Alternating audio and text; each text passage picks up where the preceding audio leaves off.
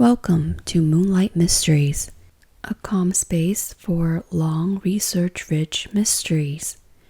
If you enjoy these sleepy deep dives, please like this video, subscribe, and tap the bell so you don't miss new episodes.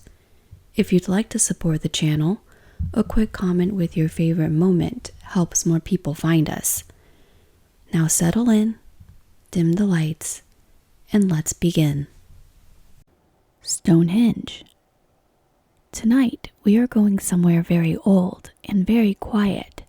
Somewhere the wind moves the same way it moved 5,000 years ago, across a stretch of chalk grassland in the south of England, where a ring of stones has been standing since before the pyramids of Giza, before writing existed in most of the world, before almost anything we would recognize as history had begun. You already know the shape of it, even if you have never seen it in person. The great stones, the lintel balanced on top like a giant's lookout, the green fields rolling away in every direction, empty except for sheep, tour buses, and the occasional circling crow. Stonehenge has become so familiar as an image on postcards, in textbooks, in the opening credits of documentaries, that it is easy to forget just how strange it actually is. Easy to forget that nobody, not one single person alive today, can tell you with total certainty why it was built, or what it meant to the people who built it, or what words they might have used to describe it to each other as they hauled its stones across 150 miles of forest, hill, and river. Tonight, we will walk slowly through what we actually know, what we only suspect, and what we may never know at all. Along the way, we will meet Bronze Age travelers who crossed the sea from the Alps, a wizard who may or may not have flown stones across Ireland by magic, a Victorian scientist who spent an afternoon studying earthworms in the shadow of the monument, and a barrister who went to an auction to buy his wife some dining chairs and came home instead with one of the most famous objects on Earth. We are going back, a very long way back, to a low green hill in Wiltshire, before there was a monument at all. Chapter 1. A Circle on the Plain. Stonehenge sits on Salisbury Plain in the English county of Wiltshire, a little more than 80 miles southwest of London. If you stand at its center today and turn in a slow circle, you will see gently rolling grassland in almost every direction, broken here and there by the low, rounded shapes of ancient burial mounds. There are hundreds of them scattered across this landscape, more than in almost any comparable stretch of ground in Britain. In the middle of it all, the stones themselves, a broken ring of gray sarsen sandstone, up to 13 feet tall and weighing as much as 25 tons apiece, some still capped with the flat lintel stones that once completed an unbroken circle overhead. Inside that outer ring stands a horseshoe of even larger stones, arranged in pairs, with a third laid across the top like a doorway, a shape known as a trilithon. And woven between the giants, smaller and easier to overlook, is a second family of stones entirely, bluish, ring darkened, and as we will discover, considerably more well-traveled than their larger neighbors. The monument was not built all at once, and it was not built by any one people with any one plan in mind. It grew the way a city grows, or a religion, or a language, in layers over centuries, added to and altered, and occasionally torn down and rebuilt by generation after generation of people who never met one another and who may have understood the place in completely different ways. The earliest work on the site A circular ditch and bank cut into the chalk was already underway around 3000 BCE. The final significant changes to the stone settings were still being made as late as 1600 BCE. Do the arithmetic, and you find that Stonehenge was a living, evolving project for something like 14 or 15 centuries. For comparison, that is a longer stretch of time than separates us today from the fall of the Roman Empire. Whatever Stonehenge meant to the people who began it, it very likely meant something different, even something unrecognizable, to the people who finished it. This alone should tell you something about why the monument resists easy explanation. We are not looking at a single message, carved once and left for us to decode. We are looking at the residue of dozens of decisions made by dozens of different communities, layered on top of each other like sediment. Archaeologists sometimes compare it to a cathedral that took 1,000 years to complete, with each era's builder adding their own chapel, their own window, their own idea of what the whole structure was for. Except that no one wrote any of it down. No blueprint survived, and the language spoken by the first builders had been dead for centuries by the time the last stone was finally levered into place. And yet, for all that uncertainty, a few things are agreed upon by nearly everyone who has spent a career studying this place. Stonehenge was built to face the sky. Its central axis lines up with the rising sun on the longest day of the year, and the setting sun on the shortest, a single, deliberate line drawn through stones that has held steady for 5,000 years, watched every summer and winter solstice by people whose names and beliefs are lost to us, and watched still today by tens of thousands of visitors who gather at dawn each June to see the same light fall in the same place as it always has. Stonehenge was also, we now know with a fair amount of confidence, a place where the dead were brought. Cremated remains have been found buried within its numbers that make it, by a comfortable margin, the largest known cemetery of its kind and era anywhere in Britain. And Stonehenge was, without any real dispute, an extraordinary feat of transport and engineering carried out by people working with nothing more than wood, rope, antler, fire, and their own coordinated strength. No wheel, no metal tools, no draft animals bred for heavy pulling. Some of its stones were dragged, floated, and hauled from a source more than 400 miles away, a distance and difficulty that still leaves modern researchers a bit stunned. Beyond those handfuls of certainties, the honest answer to almost every other question about Stonehenge is we are still working on it, and that more than the size of the stones or the cleverness of the joinery is the real reason this monument has kept its grip on the human imagination for so long. It is not a solved puzzle sitting quietly in a museum case. It is an active investigation, one that has produced genuine, headline-making surprises within the last 2 years.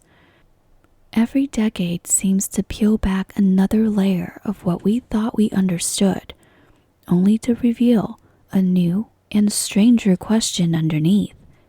So let us begin, as the builders themselves did, at the very beginning, long before the first stone arrived, when this quiet stretch of chalk downland was not yet sacred to anyone, and the only structures standing on it were made of wood, and the people who raised them had not yet learned to farm. Chapter 2. Before the First Stone. Long before anyone thought to dig a ditch or drag a stone across Salisbury Plain, this landscape was already, in some quiet way, important. The story properly begins around 8000 BCE in the depths of what archaeologists call the Mesolithic period, the Middle Stone Age, a long stretch of prehistory when the people of Britain were still hunter-gatherers, moving with the seasons, following herd, and had not yet taken up farming at all. Britain at this time was not even an island in the way we think of it.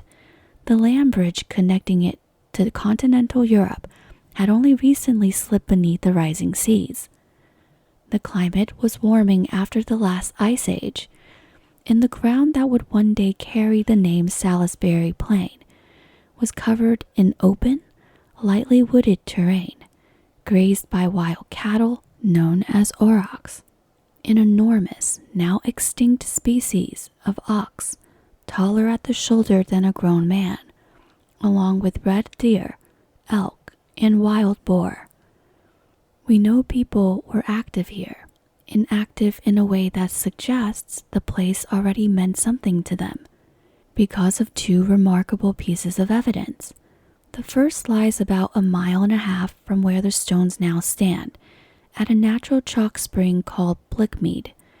Excavations there have turned up more than 100,000 worked flints, along with thousands of animal bones, some of them showing clear-cut marks from butchery, some of them preserved auroch hoofprints pressed into the ancient mud beside the spring itself.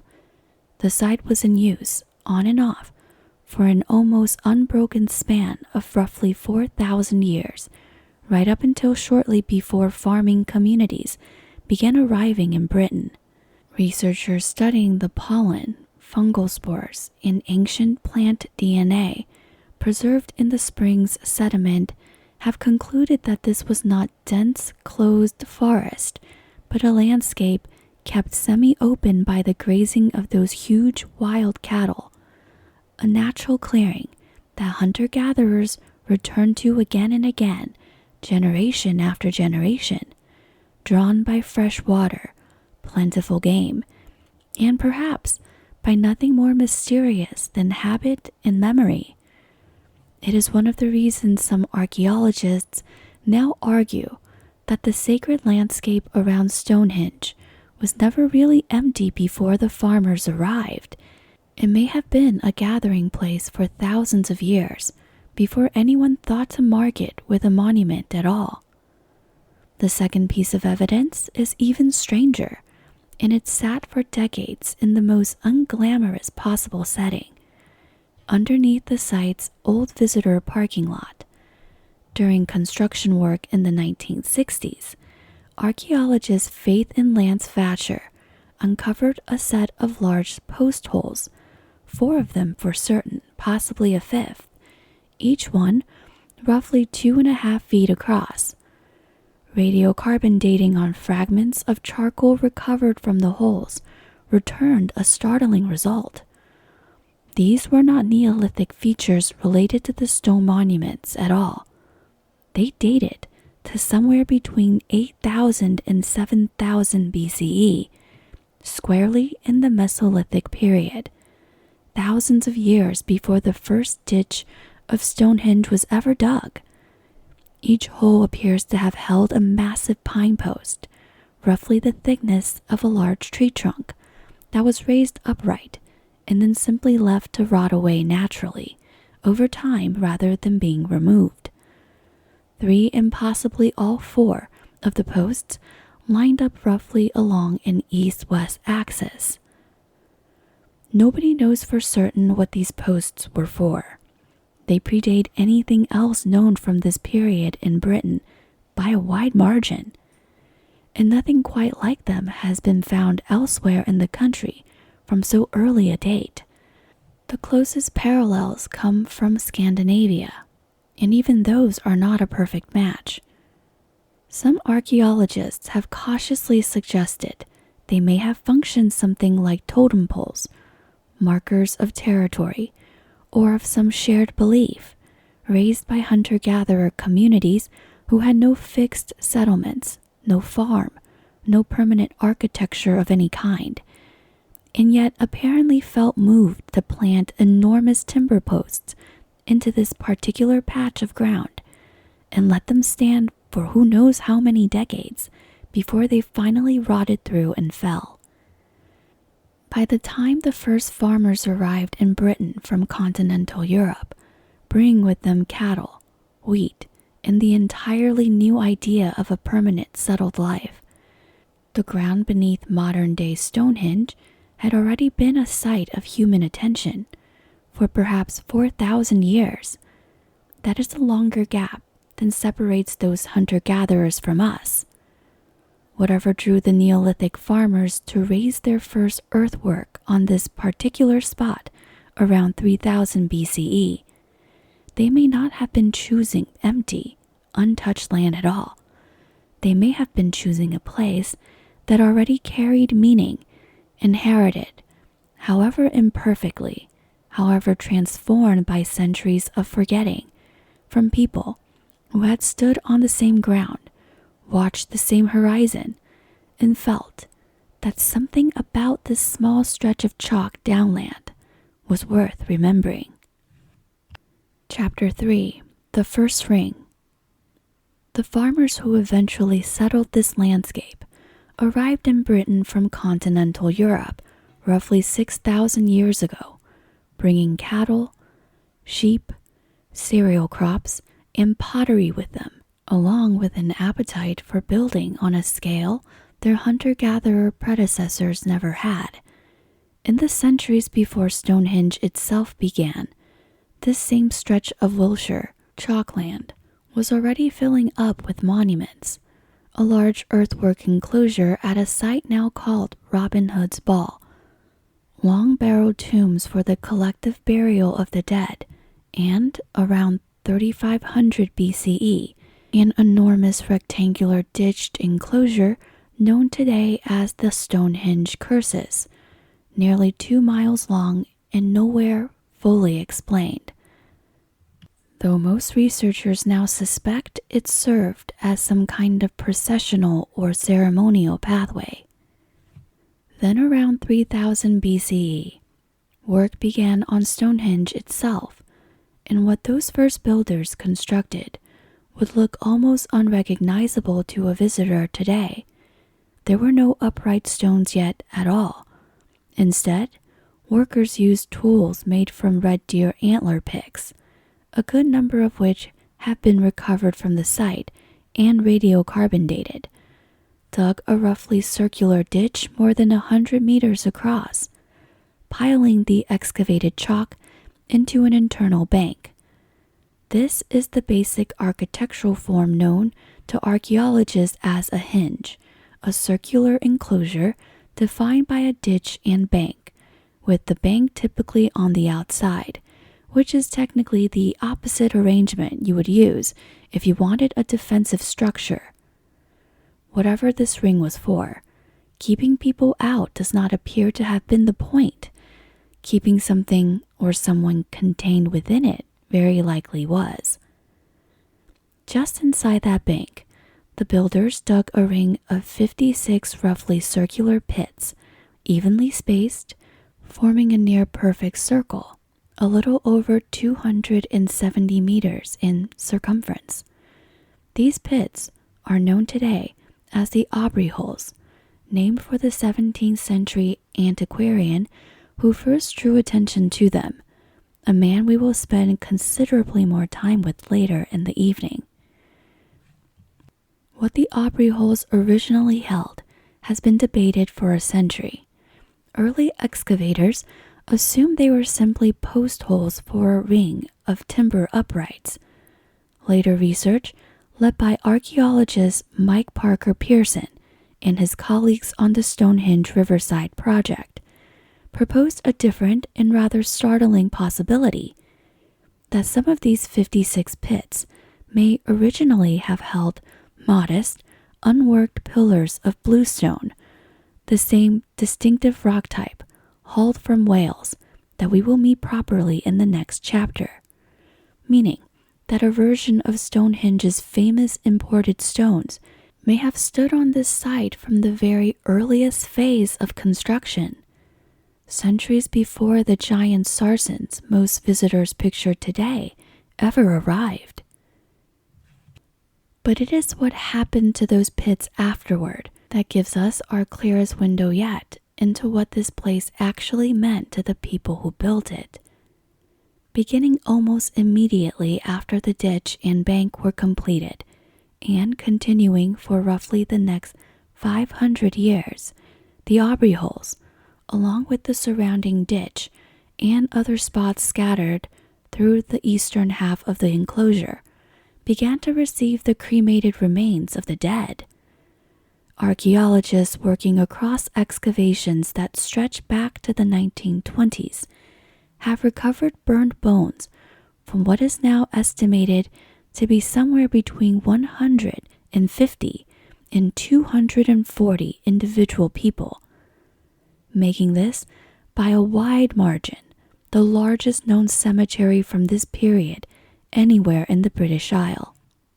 The majority of those remains have been closely studied and appear to have been adult men, their bones burned on funeral pyres elsewhere and then carried to this spot to be buried, sometimes accompanied by long bone pins that may once have secured small bags or bundles of cloth or leather holding the ashes. In 2018, researchers were able for the first time to extract strontium isotope signatures from a sample of this cremated bone, a notoriously difficult thing to do since the intense heat of a funeral pyre destroys much of the chemical information locked inside living tissue. Strontium isotopes function almost like a geological fingerprint. The specific ratio absorbed into a person's bones and teeth over a lifetime depends on the local geology of wherever they lived and ate, which means it is possible with the right equipment to make an educated guess about where someone spent their early years, even thousands of years after their death. The results were striking. A meaningful proportion of the people cremated in these earliest burial at Stonehenge appear to have spent their childhoods not on Salisbury Plain at all, but far to the west, in a region consistent with the Preseli Hills of West Wales, which is a very strange thing to learn about a cemetery on the south coast of England, until you realize precisely where those Preseli Hills sit on the map, and precisely what else came from there. Chapter 4. Stones from the Mountain. If you want to understand why Stonehenge is considered strange, even by the standards of prehistoric monuments, you need to understand the bluestones. There are roughly 43 of them still visible at the site today, though geologists believe as many as 80 once stood there, arranged over the centuries into shifting circles, ovals, and horseshoes among the far larger sarcens. They are, on average, considerably smaller than their sandstone neighbors, typically weighing somewhere between 1 and 4 tons, rather than the 20 or more tons of a sarsen. And they are not, geologically speaking, one single type of rock at all. The name bluestone is really an umbrella term, covering several different kinds of igneous and volcanic stone, dolerite, much of it speckled with pale mineral spots, and known for that reason as spotted dolerite, several distinct types of rhyolite, volcanic ash, and at least 2 kinds of sandstone entirely separate from the local sarsen, one of which belongs to a single, particularly enigmatic slab we will spend an entire chapter on shortly. None of this rock occurs naturally anywhere near Salisbury Plain, which sits on a bed of chalk. Geologists have known since the 1920s that the bulk of the bluestones must have come from somewhere in the Preseli Hills of Pembrokeshire in southwest Wales, a range of low, windswept mountains roughly 140 to 180 miles from Stonehenge, depending on which specific outcrop in which particular route you measure. For most of the 20th century, that was as precise as anyone could get, a general region rather than an exact address. That changed with a series of excavations carried out between 2011 and 2019 by a team led by archaeologist Mike Parker Pearson, working alongside geologists Richard Bevins and Rob Eichser, who had spent years refining the geochemical fingerprint of individual bluestone samples closely enough to match them to specific rock outcrop rather than just a general region. Their fieldwork pinpointed 2 actual quarry sites on the northern slopes of the Presili Hills. Carn Goidog, identified as the dominant source of the spotted dolerite stones, and Craig Rosie Fallon, a source for one of the several rhyolite types found scattered as chips and fragments around the monument. At both locations, the excavators found genuine, unmistakable evidence of Neolithic quarrying, hollowed loading platforms built from earth and stone and antler tools, and in the soft sediment of one abandoned trackway, charcoal from the quarry workers' fire that radiocarbon dated to roughly 3000 BCE. The quarrying method itself turns out to have relied on a clever bit of natural engineering rather than brute force stone cutting. Both outcrops are formed from rock that naturally splits into long vertical pillar-like columns, rather than laboriously carving stone free the way, say, Egyptian workers cut obelisks from solid bedrock.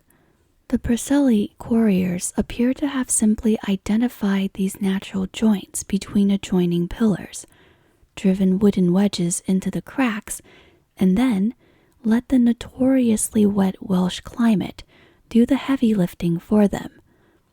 Rain swelling in the wood inside a tight stone crack generates a surprising amount of force, more than enough, given a little patience, to ease an entire pillar free from the rock face.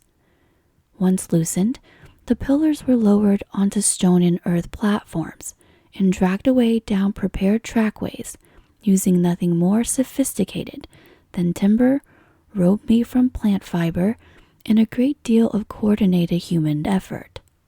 Here is where the story gets properly strange.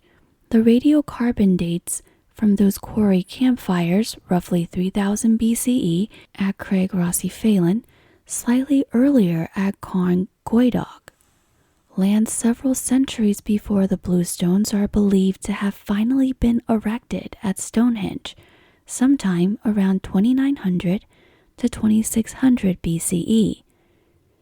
Mike Parker Pearson has been candid that dragging a multi-ton stone slowly across Wales and England for 4 or 5 centuries strikes him as pretty improbable.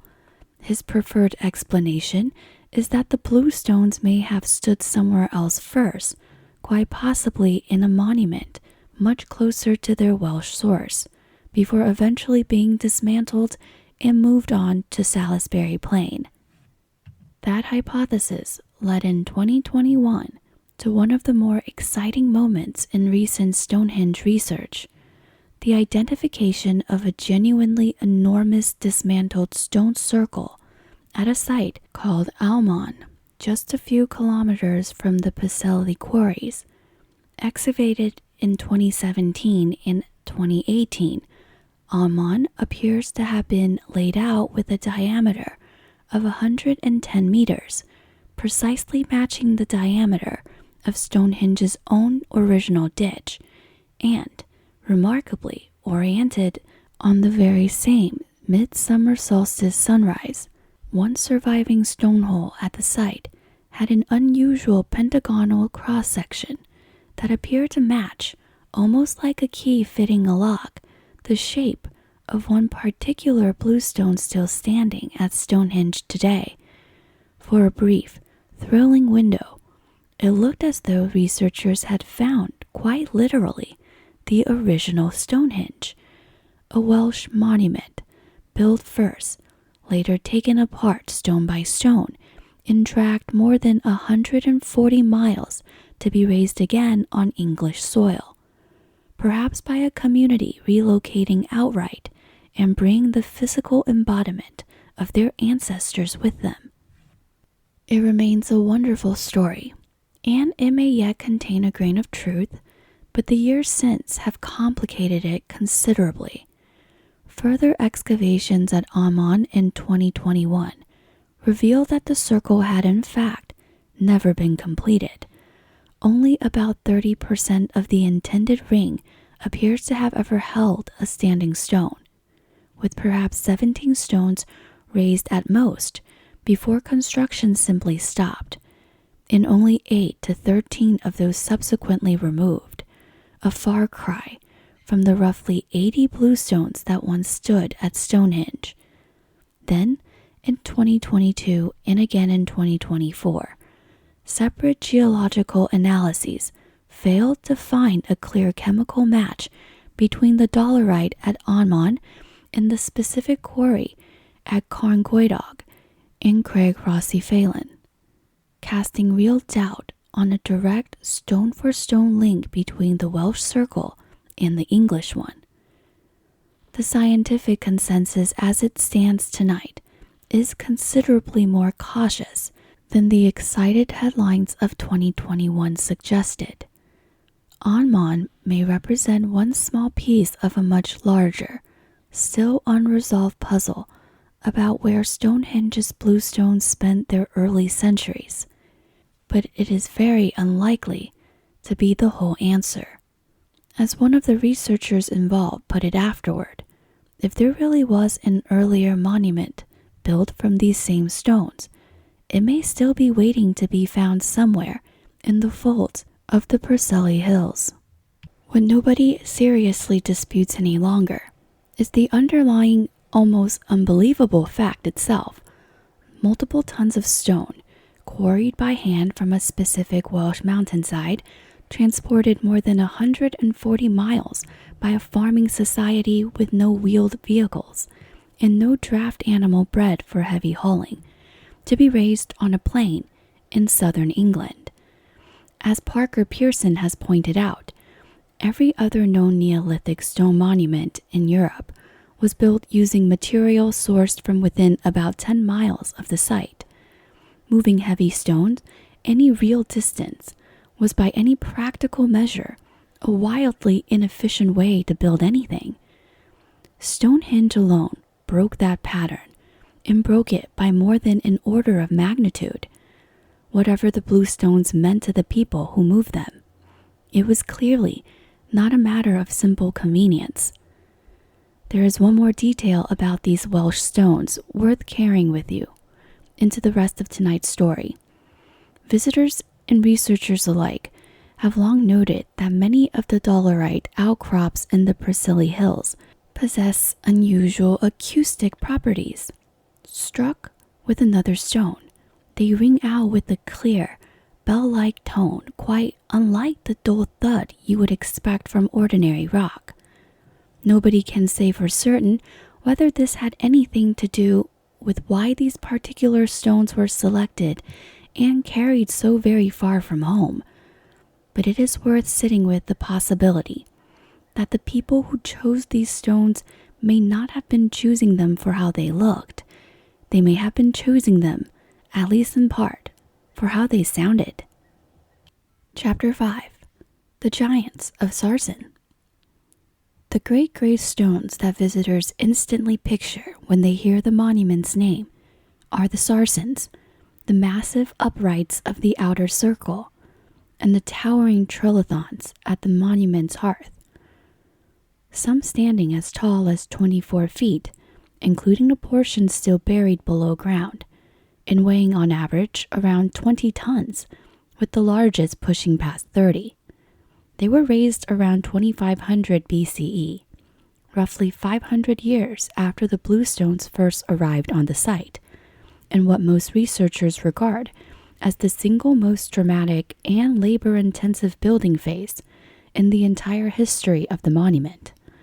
Sarsen itself is a hard, dense sandstone, known technically as silcrete, formed gradually near the surface of the ground as mineral-rich water percolated through the buried sediment over the course of millions of years, cementing loose sand grains into something close to solid rock. Scattered blocks of it can still be found across parts of southern England today, and for more than 300 years, the honest answer to the question of exactly where the Stonehenge Sarsens came from was simply somewhere in that general area. The mystery was finally solved in 2020, and the way it was solved is one of the more delightful footnotes in the entire history of Stonehenge research. In 1958, during repair work to re-erect a fallen trilithon, workers drilled several narrow cylindrical cores out of one of the great uprights, known to archaeologists simply as Stone 58, in order to reinforce it with metal rods. Once the repair was finished, the cores themselves, a rare and since the monument's protection status tightened, now entirely irreplaceable sample of the stone's interior, went missing. For 60 years, nobody could say where they had gone. It turned out that one of them had crossed the Atlantic. Robert Phillips, an employee of the drilling firm that carried out the 1958 repairs, had been allowed to keep one of the meter-long cores as a personal souvenir of the job. He kept it first at his office in England, and later, after immigrating, at his home in the United States. In 2018, as he approached his 90th birthday, Phillips decided to return the cord to English heritage so that it could be studied. He did not live to see the results, but his gift gave the research team led by geomorphologist David Nash something no scientist had been able to work with in decades, an actual, analyzable interior sample of a Stonehenge sarsen, at a time when the stones themselves are far too protected to ever be drilled again. Using a battery of geochemical techniques, the team compared the core's precise trace element fingerprint against sarsen samples collected from 20 different regions across southern England. 50 of the 52 remaining sarsens at the monument, including Stone 58 itself, turned out to share a closely matching chemical signature, one that pointed to a single specific area called Westwoods, on the edge of the Marlborough Downs in Wiltshire, only about 15 miles north of Stonehenge. It was, as the researchers themselves put it, the resolution of a debate that had run for more than 300 years. The logic behind the choice, once you see it laid out, is refreshingly straightforward. Westwoods offered the largest, most solid boulders within a reasonably manageable distance, and Stonehenge's builders appeared to have simply gone and gotten the best material available close to home, rather than seeking out anything more mystically significant, the way they apparently did with the bluestones. That does not mean moving them was easy. Even at comparatively modest 15 miles, dragging stones weighing 20 tons or more required real ingenuity. The prevailing theory today is that the sarsens were mounted on wooden sledges and hauled along tracks lined with logs laid crosswise, functioning something like enormous continuously replenished rollers, not unlike moving a very heavy piece of furniture across the floor by walking a series of short planks out ahead of it, over and over for 15 miles, with a crew of many dozens of people pulling in coordinated rhythm. Once on site, the sarsens were shaped and dressed using stone hammers, then raised into deep, prepared pits using a combination of ramps, timber levers, and ropes. The leading edge of each stone eased down into a sloped pit and then hauled upright, likely with the pit partially backfilled to hold it in place as it rose. What happened next is the most quietly astonishing part of the entire construction. The builders capped their new uprights with horizontal lintel stones, and to keep these lintels from simply sliding or toppling off, they carved joints directly into the stone using techniques that belong to woodworking rather than masonry. A rounded knob or tenon shaped into the top of each upright, fitting snugly into a matching hollow or mortise, carved into the underside of its lintel, precisely the kind of joint a carpenter would use to join two pieces of timber. Where the curved lintel of the outer circle met their neighbors end to end, the builders carved a further tongue and groove joint to lock the whole ring together side to side. The tops of the upright, meanwhile, were subtly leveled to compensate for the natural slope of the ground, so that the completed ring of lintels, had it ever been fully finished, which it may never have been, would have appeared to float in an unbroken, perfectly leveled circle some 13 feet above the grass. This is not the work of people improvising with whatever was on hand. It is the work of people who had thought carefully and in advance about how their materials would behave under the specific stresses of standing upright for centuries, about weight, about balance, about the slow creep of settling ground, about how to make raw stone perform the trick of appearing perfectly regular to human eye, standing at its base. Whatever else Stonehenge's builders believed about the world, they evidently cared quite intensely about getting the details right. Chapter 6. The Traveler from the North. Lying flat at the very heart of Stonehenge, half buried beneath two collapsed sarcens from the great central trilithon, is a single slab of gray-green sandstone, about 16 feet long and weighing roughly 6 tons. It has no official ceremonial function that anyone has ever been able to demonstrate, and its name is really just a guess, coined by the architect Inigo Jones all the way back in the 1620s, who looked at its flat, recumbent shape and speculated by his own admission, without much confidence, that it might once have served as an altar. The name stuck. It is still called the altar stone. For the better part of a century, geologists lumped the altar stone in with the general family of Welsh bluestones, assuming it had traveled from somewhere in the same Preseli region as its smaller purple-gray neighbors. It is actually not purple-gray at all, and it is not duralite or rhyolite. It is sandstone, of a distinctly different chemical characteristic, and by 2022 and 2023, a series of increasingly precise geological studies have begun quietly ruling out the usual Welsh sources altogether, without yet offering a convincing alternative. Then, in August of 2024, a research team led by Anthony Clark, at the time a doctoral student at Curtin University in Australia, who had grown up on a farm in southwest Wales, not far from the bluestone quarries, published a paper in the journal Nature that upended 100 years of assumptions in a single afternoon.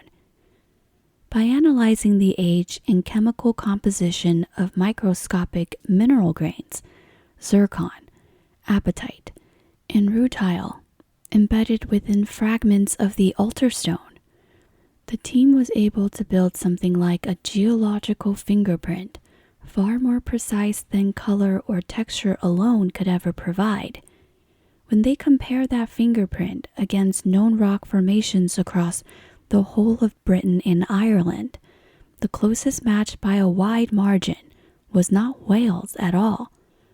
It was the Orcadian Basin, a region of ancient sedimentary rock stretching across the far northeast of Scotland and out into the Orkney Islands, more than 430 miles from Stonehenge, as the crow flies, and easily the longest confirmed journey made by any stone used in any prehistoric monument anywhere in Britain. One of the paper's co-authors, geologist Rob Eichser, who had spent decades working on the Stonehenge's stone origins, did not mince words about how surprising the result was, calling it a genuinely shocking finding, though he did add, if the underlying physics of radioactive decay and the geology of plate tectonics are correct, and there is no serious reason to doubt either one, then the altar stone is simply factually Scottish, whether or not that fits comfortably with a century of prior assumptions. Nick Pierce, another of the study's authors, pointed out that this stone had traveled an almost unbelievable distance for its era. By any measure, the longest recorded journey for a single stone used in a Neolithic monument anywhere on record. The obvious next question, how precisely does a 6-ton block of stone travel more than 400 miles across Neolithic Britain at a time before the wheel is believed to have reached the island at all, remains stubbornly open. The researchers are the first to admit that their chemistry can tell us where the stone came from, but not how or exactly when it made the trip. An overland route from the northeast tip of Scotland to the south coast of England would have meant crossing several major river systems, mountain ranges, and dense ancient forest, any one of which presented a formidable obstacle for a party dragging several tons of dead weight.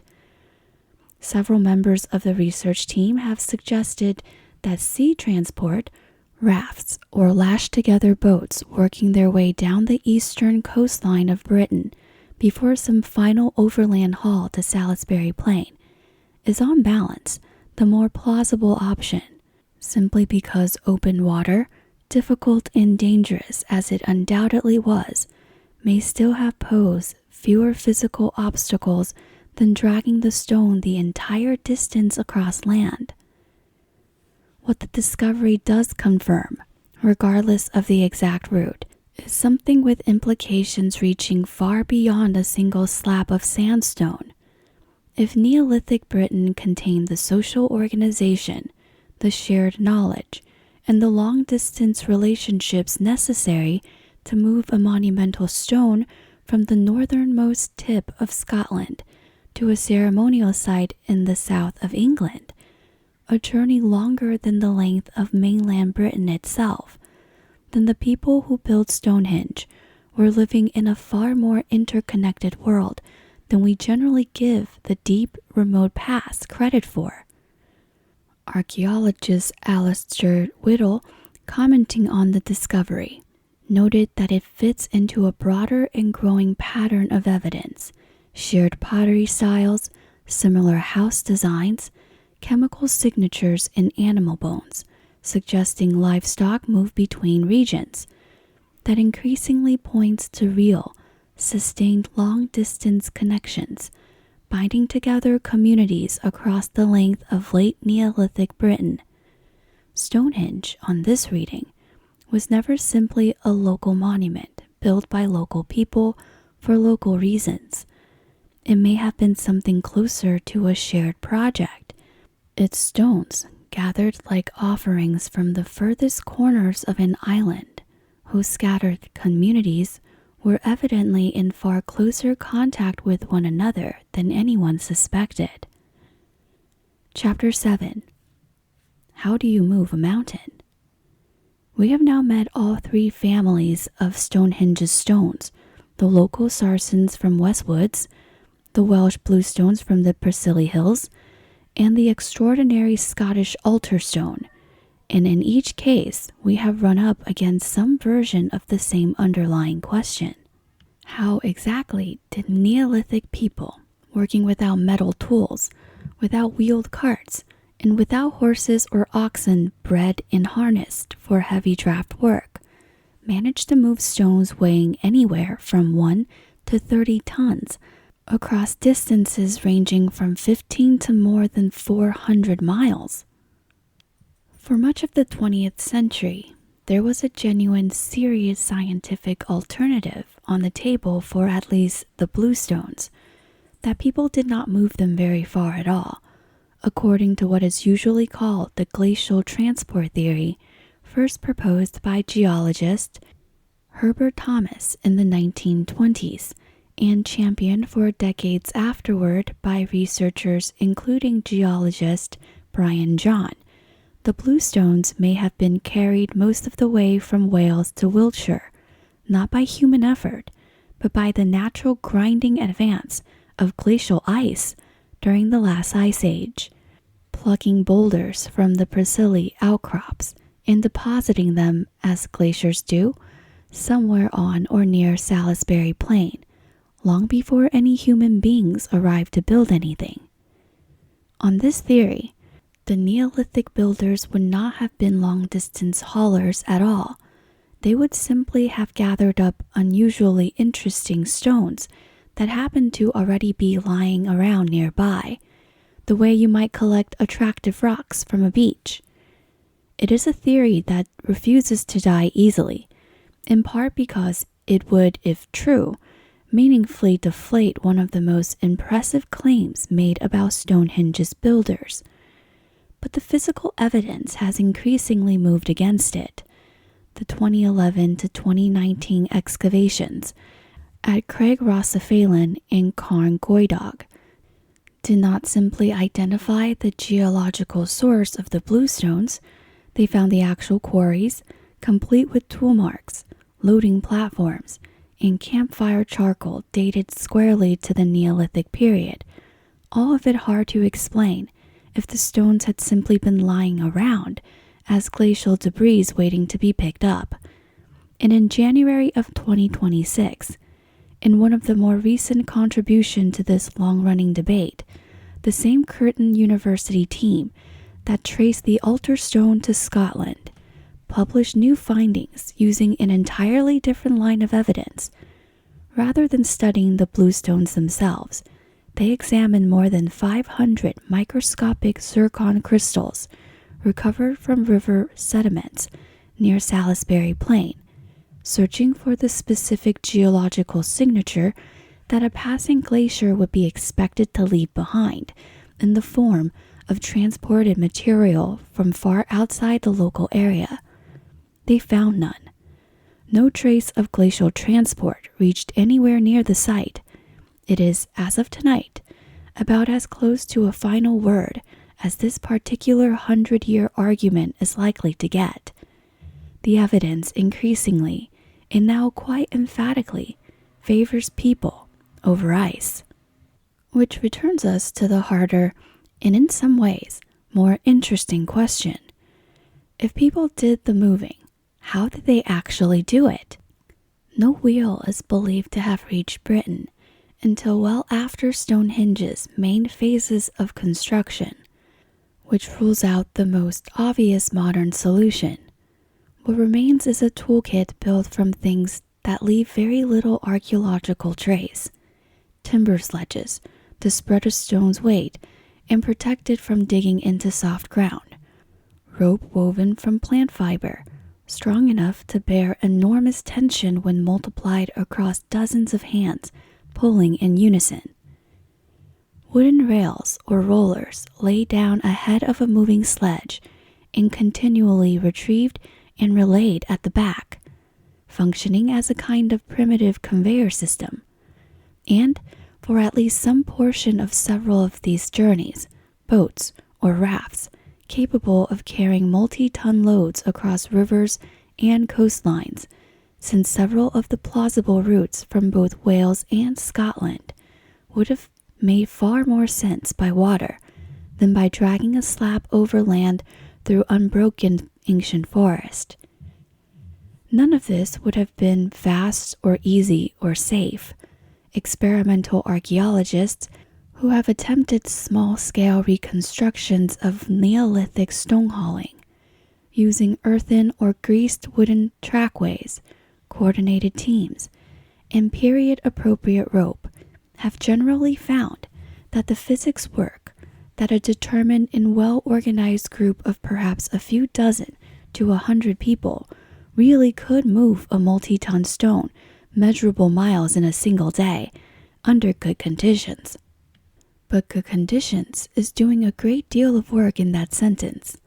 Wet weather, uneven terrain, river crossings, and the sheer logistics of feeding, housing, and coordinating a labor force numbering potentially in the hundreds over a journey that in the case of the altar stone may have stretched across weeks or months, all suggests an effort that went well beyond simple manual labor. It required planning. It required food surplus set aside in advance to support workers who were not, for the duration of the project, farming or hunting for themselves. It very likely required some form of shared authority or leadership capable of organizing, provisioning, and directing a project on this scale across what may have been years, not days. In other words, long before we ask what Stonehenge meant, the mere fact of its construction tells us something concrete and remarkable about the society that built it. These were not scattered, disconnected bands of subsistence farmers. They were part of something organized enough, resourced enough, and motivated enough to move mountains, quite literally, if you consider that 6-ton altar stone a small mountain in its own right, for reasons that mattered enough to make the effort worthwhile. What those reasons actually were is where our story turns next. Once we have visited the place where the builders themselves most likely lived and feasted while the great work was underway. Chapter 8. The Village of the Living. Stonehenge does not stand alone. Scattered across the surrounding landscape, within a few miles in every direction, lies a whole constellation of related sites, earthworks, timber circles, processional paths, and, as we are about to see, features so large they went undiscovered until well into the 21st century, hidden in plain sight the whole time. The most important of these companion sites is Jerrington Walls, a vast henge enclosure about 2 miles northeast of Stonehenge, overlooking the River Avon. Vast is not an exaggeration. At roughly 500 meters across and enclosing an area of some 12 hectares, it is one of the largest henge monuments ever identified in Britain, considerably larger than Stonehenge's own enclosure. Excavations carried out between 2003 and 2009 as part of the Stonehenge Riverside project led by Mike Parker Pearson uncovered the remains of a genuine settlement here, house floors, meddons, and more than 38,000 discarded animal bones, representing perhaps 1,000 or more individual animals, the overwhelming majority of them pigs. This was almost certainly the working village of the people who built Stonehenge's stone phases, a seasonal gathering place, not a permanent city, but one capable of housing and feeding a substantial population at certain times of the year. And what a population it apparently was, at least on occasion. Analysis of the pig bones recovered from Jerrington Walls shows a striking pattern. A great many of the animals were slaughtered at around 9 months of age, since domestic pigs in this period were typically born in spring. That timing points squarely to mass slaughter and feasting in the depths of midwinter. Not a slow, steady trickle of everyday meals, but concentrated, large-scale, seasonal gatherings, almost certainly timed to coincide with the midwinter solstice, the very same astronomical event marked by Stonehenge's own central axis. Some of those pig bones bear an even odder detail: stone arrowheads embedded in their feet and lower legs, an injury pattern inconsistent with ordinary farming practice, and more suggestive of some kind of ritualized hunt or performance carried out before the animals were finally killed and cooked. Excavated waste pits at the site have even yielded traces of intestinal parasites, including fish tapeworm, physical evidence that people gathered here were eating undercooked freshwater fish alongside all that pork. A small, slightly unglamorous detail, but one that brings the scene to life in a way statistics alone cannot. Real people at a real feast, occasionally getting a stomachache for their troubles. Immediately south of the Durrington walls stands a smaller, related monument called Woodhenge, a set of concentric rings of post holes discovered from the air in 1925 that once held a substantial timber circle roughly comparable in scale, though not in material, to Stonehenge itself. And this is where one of the more compelling interpretive frameworks for the entire landscape comes into focus, developed by Parker Pearson, working alongside the Malagasy archaeologist Ramili Sunina, who drew on his own fieldwork among communities in Madagascar where stones and wood carry sharply distinct symbolic meanings. Stone as something permanent, durable, and closely associated with ancestors and the dead.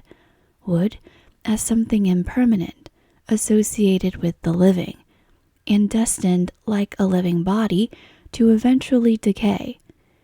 Applied to the Stonehenge landscape, the theory proposes a striking division.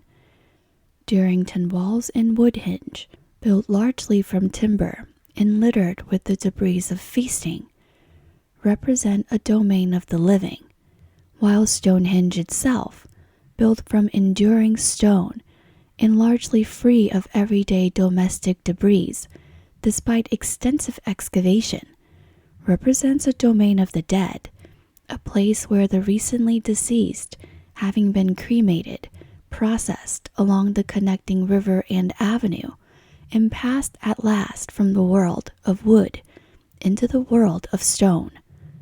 It is a theory, not a proven fact. Plenty of researchers remain unconvinced, or at least cautious, about pressing the wood versus stone symbolism too far. But it is one that fits an unusual amount of the physical evidence rather elegantly. And in 2020, the landscape delivered one more surprise that neither Parker Pearson nor Ramili Sunina had anticipated. A team using geophysical survey technology detected a ring of enormous shafts completely encircling Durrington walls. Not a handful, but potentially more than 20 of them, each over 30 feet across and up to 16 feet deep, forming a circuit over 1.25 miles in diameter, an area larger than any other known prehistoric monument in Britain. Some archaeologists initially wondered whether these might simply be natural sinkholes in the underlying chalk. Follow-up research, including a detailed study published as recently as late 2025, has since confirmed at least 16 of them to be genuinely human-made, deliberately dug in a near-perfect ring around the entire henge, apparently marking some kind of vast symbolic boundary around the settlement of the living, a boundary on a scale that nobody studying this landscape thought to look for until the technology to see it finally caught up with the ambition of the people who dug it. Nick Snashaw, the National Trust archaeologist who works across the Stonehenge World Heritage Site, put it about as well as anyone has, as the place where Stonehenge's own builders most likely lived, ate, and celebrated. Durrington Walls is essential to understanding the wider story. In this astonishing discovery, buried for 4,500 years beneath ordinary farmland, offered an entirely new layer of insight into the lives and beliefs of the people who built one of the most studied monuments on Earth, found in ground that had already been surveyed and studied more intensively than almost anywhere else in the country. It is a useful reminder, tucked into the middle of tonight's story. Even in a landscape this thoroughly examined, the ground still has secrets left to give up. Chapter 9. Avenues Toward the Sun. Connecting Stonehenge to the River Avon is a precisional earthwork known simply as the Avenue, a pair of parallel banks and ditches, roughly 2 miles long, running from the monument's northeastern entrance in a straight line before bending and winding its way down to the riverbank at a spot excavators have nicknamed Blue Stonehenge, where in 2009, archaeologists discovered a small ring of pits that appears to have once held its own modest circle of bluestones, since removed, quite possibly relocated to Stonehenge itself during one of its later remodelings. For decades, the avenue's most striking features seem to be simple coincidence. Its initial stretch, leading away from Stonehenge, runs along precisely the same axis as the monument's solstice alignment, the line connecting midsummer sunrise to midwinter sunset. But excavations conducted along the avenue's route in the 2000s turned up something that made coincidence feel like the wrong word entirely. Buried beneath the avenue's artificial banks, researchers found natural fissures in the underlying chalk, long, shallow parallel ridges left behind by seasonal freezing and thawing at the end of the last ice age, a phenomenon geologists called periglacial stripping. In those natural ridges, entirely unplanned by any human hand, happened to run along almost exactly the same celestial alignment that Stonehenge's builders would later formalize in bank, ditch, and stone. The implication, cautiously advanced by the archaeologists who excavated the site, is quietly startling. This particular patch of Salisbury Plain may already have displayed a natural geological alignment with the summer and winter solstice sun long before any human being arrived to notice it, and the Neolithic builders, rather than engineering that alignment from nothing, may simply have recognized and then dramatically amplified a pattern that was in some sense already written into the landscape itself. If true, it would mean the entire monument grew from an act of observation as much as an act of invention. People noticing that the ground already seemed to be pointing somewhere meaningful, and deciding to build on top of that, rather than to impose a new direction of their own. Whatever the precise truth of that natural coincidence, we now have remarkable new evidence that solstice alignment itself was already a well-established practice in this landscape long before Stonehenge's stones went up. Evidence that only became public a few short weeks before this very episode was written. In June of 2026, archaeologists from the firm Wessex Archaeology, working ahead of a housing project in the village of Bulford, just 3 miles from Stonehenge, announced the discovery of 2 enormous post holes spaced almost exactly 400 feet apart that once held tall timber posts, likely standing somewhere between 10 and 14 feet high. Dating evidence from the site, pottery, worked flint, and animal bone recovered from smaller pits clustered around the post holes, places its construction at approximately 2950 BCE, squarely contemporary with the earliest ditch and bank phase of Stonehenge itself, in a full 5 centuries before the Sarsen circles most visitors picture today was ever raised. When the excavation's lead archaeologist, Phil Harding, later drew a line connecting the 2 posts on his site plan, he realized it pointed directly at the horizon position of the summer solstice sunrise, and, running the same line in the opposite direction, the winter solstice sunset, precisely mirroring the axis at Stonehenge itself, and running close to parallel with it. Skyscape archaeologist Fabio Silva, brought in to confirm the alignment using reconstructions of the ancient sky, found the match accurate to within about a single degree, a discrepancy easily explained by the sheer physical width of the posts themselves. A disc-shaped flint knife, discovered in one of the smaller associated pits and possibly meant to evoke the shape of the sun, only strengthens the impression of deliberate solar symbolism at the site. What this means is that the solstice watching tradition we associate so strongly with Stonehenge did not spring into existence there fully formed.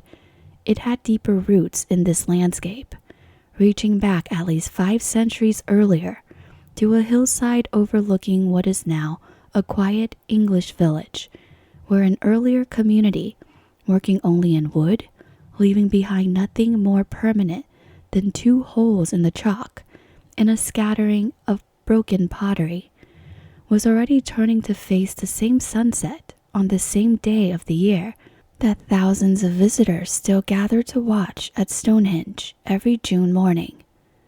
As Silva put it when the discovery was announced, Stonehenge now looks less like the beginning of this particular story and more like a single, especially grand chapter in a much longer one, emerging out of traditions and practices that had already been taking shape across the landscape for generations before anyone thought to raise a single stone. Chapter 10. Watchers of the Sky. Let us look more closely now at the alignment that runs through every chapter of tonight's story.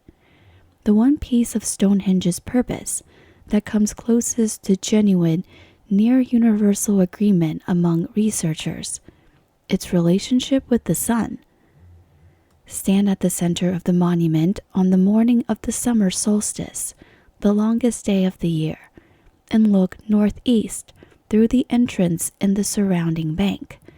The sun rises there, close beside a large, rough, entirely unworked sarsen standing alone outside the main circle, known today as the heel stone, its first light traveling directly up the length of the avenue and into the heart of the stone setting.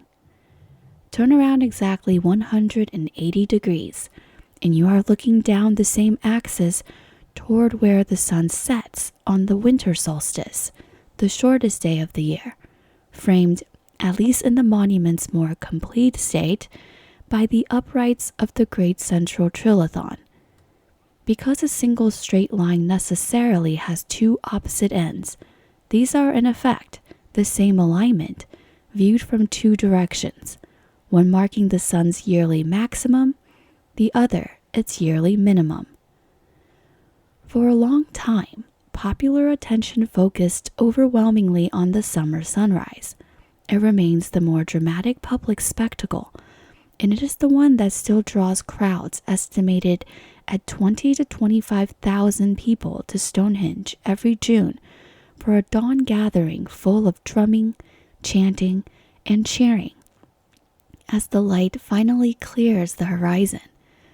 But a considerable body of archaeological evidence now suggests that the winter alignment may actually have carried the greater ceremonial weight for the people who built the monument. We have already met evidence from Darrington walls, those pig bones, slaughtered overwhelmingly at 9 months of age, consistent with massed feasting, timed to midwinter rather than midsummer.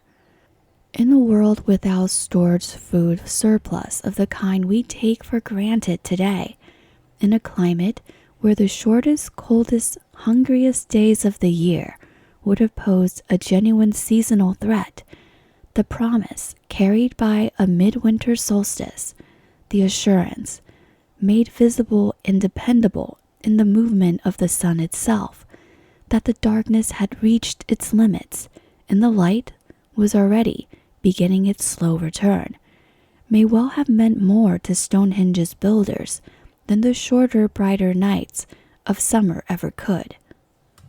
This solar preoccupation runs deeper than the single main axis.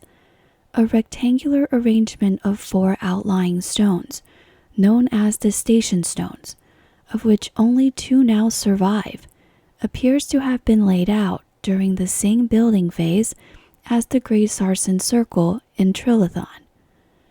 The short ends of that rectangle align with the same solstice axis as the rest of the monument, but its long sides point toward a considerably more difficult astronomical target, the northernmost and southernmost points on the horizon, where the moon rises and sets during its own multi-year cycle, a subtler and far slower moving pattern than the annual solar year, requiring patient observation across nearly 2 decades to fully characterize.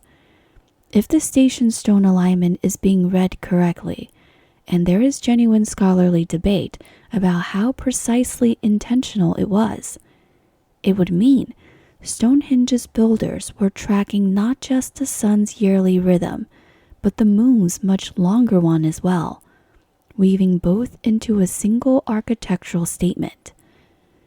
It is against this backdrop that one of the more provocative recent theories about Stonehenge's purpose arrived in 2022 from archaeologist Timothy Darville of Bournemouth University, building on the observation that the Sarsen Circle, the central trilithons, and the station stone rectangle all appear to belong to the same tightly dated building phase, roughly 2620 to 2480 BCE. Darville proposed that the numerology of the Sarsen Circle itself might encode a functioning solar calendar. His argument runs roughly as follows. The Sarsen Circle originally contained 30 upright stones, which Darville suggests could represent the days of a month. Those 30 stones divided naturally into 3 sets of 10, potentially representing 3 10-day weeks, a structure with real parallels in other ancient calendar systems, including the roughly contemporary Egyptian civil calendar, which likewise divided the year into 10-day weeks and added a handful of extra days at year's end to keep pace with the true solar year. Darville further suggested that the 5 great trilithons at the monument's center, along with the 4 station stones, might together represent the 5 intercalary days that such a calendar would need to add each year to align 30-day months with the true solar year of a little over 365 days, with some further mechanism, perhaps tied to a leap year cycle, needed to absorb that stubborn extra quarter day that our own modern calendars still handle with a leap year every 4 years. It is an elegant, carefully argued idea, and it generated a great deal of well-deserved public excitement when it was published. It has not, however, gone unchallenged. Archaeoastronomers Giulio Magli and Juan Antonio Belmont published a pointed rebuttal the following year, arguing that Darville's proposed calendar rests on a chain of interpretive choices that, while individually plausible, are not independently supported by any direct archaeological evidence, no inscriptions, no comparable system elsewhere in contemporary Britain, nothing beyond the numbers themselves lining up in a way that could plausibly be coincidence, dressed up as intention. Darville has since published his own considered response defending the core of his argument, and the debate continues, unresolved, in the pages of the same academic journals that hosted its opening exchange. It is in many ways a perfect distillation of how research on Stonehenge actually proceeds in practice, not as a single triumphant discovery that settles a question once and for all, but as an ongoing conversation, sometimes a heated one, carried out between careful, credentialed people who have each spent years staring at the same stones and arrived at meaningfully different conclusions about what they add up to. When nobody seriously disputes, calendar or no calendar, is the underlying observational sophistication required to lay out even the base alignment in the first place, predicting a solstice accurately enough to build permanent architecture around it, requires sustained observation across multiple years, since the sun's rising and setting points shift only slightly from day to day near the solstice itself, making the true turning point easy to miss without careful, repeated tracking. Whoever first identified this location as solstice aligned, whether they were reading a natural feature already written into the landscape, as the periglacial strips beneath the avenue might suggest, or working the calculation out fresh through years of patient watching, was engaged in a properly serious study of the sky, one that we are even now still working to fully understand. Chapter 11. The People Who Came After. We have spent a great deal of tonight talking about stones, ditches, and alignments. We now turn to talk about the people, because the population living around Stonehenge did not remain the same throughout the many centuries of its construction, and the story of who they were contains one of the more dramatic twists in the entire saga. The earliest phases of Stonehenge, the ditch, the bank, the Aubrey holes, the cremation cemetery, likely even the first bluestones, were the work of Neolithic farming communities descended from people who had arrived in Britain from continental Europe centuries earlier, bringing agriculture with them and gradually displacing or absorbing the hunter-gatherer population who came before.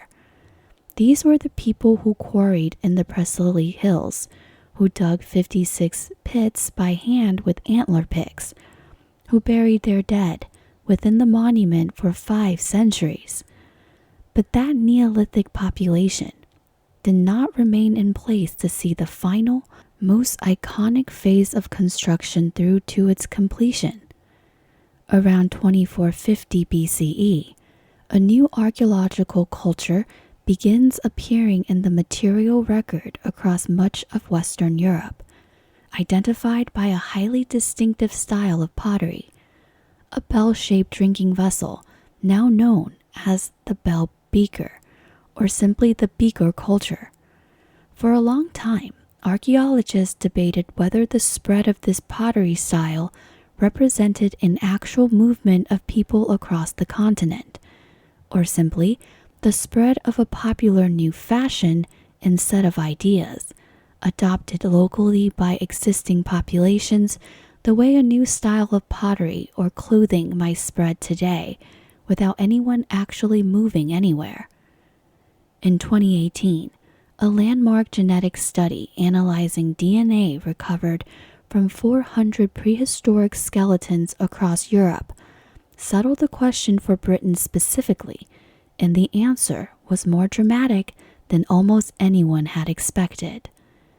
Comparing the genetic profiles of people buried in Britain before and after the beaker culture's arrival, researchers found that within a span of a few hundred years, roughly 90% of the genetic ancestry present in the British population had been replaced, not gradually blended, replaced, on a scale that stunned even the researchers who found it. This was not, as it turned out, a simple two-way exchange between Britain and the rest of continental Europe. The genetic signal pointed toward a population ultimately descended from migrations out of the Eurasian steppes, arriving in Britain via a beaker-using population already established in Central Europe, a lineage genuinely distinct from the earlier beaker populations of Iberia, despite both groups sharing the same distinctive pottery style. What caused such an overwhelming population turnover in barely a handful of generations remains debated. Researchers involved in the study have been careful to note that the existing evidence does not point clearly to violent conquest. Possibilities under discussion include environmental pressures reducing the existing Neolithic population, the introduction of new diseases against which the resident population had no established immunity, or simply a demographic and cultural momentum that once underway proved very difficult for the earlier population to compete with or absorb. Whatever the precise mechanism, the practical upshot is almost impossible to overstate. The people who completed Stonehenge's most famous and structurally sophisticated phase, the Great Sarsen Circle and Trilithons, were, in a very real genetic sense, largely not descended from the people who had begun the monument some 5 centuries earlier. The project outlived not just its original architects, but very nearly its original population. One individual burial, discovered almost by accident in 2002 during preparatory excavation ahead of a new school building just a few miles from Stonehenge, brings this transition to vivid individual life. Archaeologists uncovered the grave of a man aged somewhere between 35 and 45 at the time of his death, around 2300 BCE, buried with what remains of the richest collections of grave goods ever recovered from an early Bronze Age burial anywhere in Britain. Some 15 barbed flints arrowheads, stone wrist guards worn to protect an archer's forearm from the snap of a bowstring, flint tools, a pair of gold hair ornaments among the earliest gold objects ever found in Britain, and a distinctive beaker pot that gave the whole cultural tradition its name. The press inevitably dubbed him the Amesbury Archer, and with rather more romantic flourish than the evidence strictly supports, the King of Stonehenge, on the strength of little more than his proximity to the monument in the sheer richness of his grave. Isotope analysis of his tooth enamel, which locks in a chemical signature reflecting wherever a person spent their childhood, revealed something the excavators had not expected. This man had not grown up in Britain at all. The evidence points instead to somewhere in the Alpine region of Central Europe, modern Switzerland, Austria, or southern Germany. He had at some point in his life made the very long journey from the mountains of continental Europe to the chalked downs of Wiltshire, and he had died there, apparently a person of real standing within his adopted community, judging by the wealth buried alongside him. His skeleton also tells a harder, more painful story, an abscessed jaw that would have caused him serious, lasting pain, and a devastating knee injury. His left kneecap was entirely missing, likely torn away in some accident years before his death, that would have left him walking with the pronounced permanent limp for a significant portion of his adult life. Buried nearby in the second grave was a younger man in his early 20s who shared a rare inherited skeletal condition with the archer, strongly suggesting a close family relationship, quite possibly father and son, though recent genetic analysis has actually complicated that assumption somewhat, since this younger man appears to have been raised at least partly in Britain rather than sharing the archer's continental upbringing. Whatever the precise family relationship, together they offer a small human glimpse of exactly the kind of long-distance movement of people that the genetic record was recording on a much larger and more anonymous scale. Individuals crossing enormous distances, carrying new technologies, new burial customs, and, as we will see in a later chapter, quite possibly new hopes as well, to a stone circle that by the time of the archer's arrival had already been standing and already been sacred to somebody for the better part of 700 years. Chapter 12. Why it was built. We have now walked through most of what modern archaeology can tell us with real confidence about Stonehenge, who quarried its stones, roughly when, and by what method, how the surrounding landscape functioned, how the sky was folded into its design. What we have carefully avoided answering head-on, because no single answer commands anything close to universal agreement, is the biggest question of all. Why did anyone build this in the first place? The honest scholarly position today is that Stonehenge probably was not built for just one reason, and almost certainly did not remain dedicated to a single unchanging purpose across the 14 or 15 centuries people kept adding to it. But several serious, evidence-based theories have accumulated real support over the decades, and rather than competing to be declared the single correct answer, most researchers now treat them as layers that may have coexisted or succeeded one another, as the monument's meaning shifted along with many different communities who tended it. The theory with arguably the strongest physical backing is the one we have already met at length: Stonehenge as a burial ground and monument to the ancestors. The scale of the evidence here is hard to argue with. An estimated 150 to 240 individuals were cremated and interred within the Aubrey holes and surrounding ditches across roughly 5 centuries, making this Britain's largest known cemetery from the entire late Neolithic period.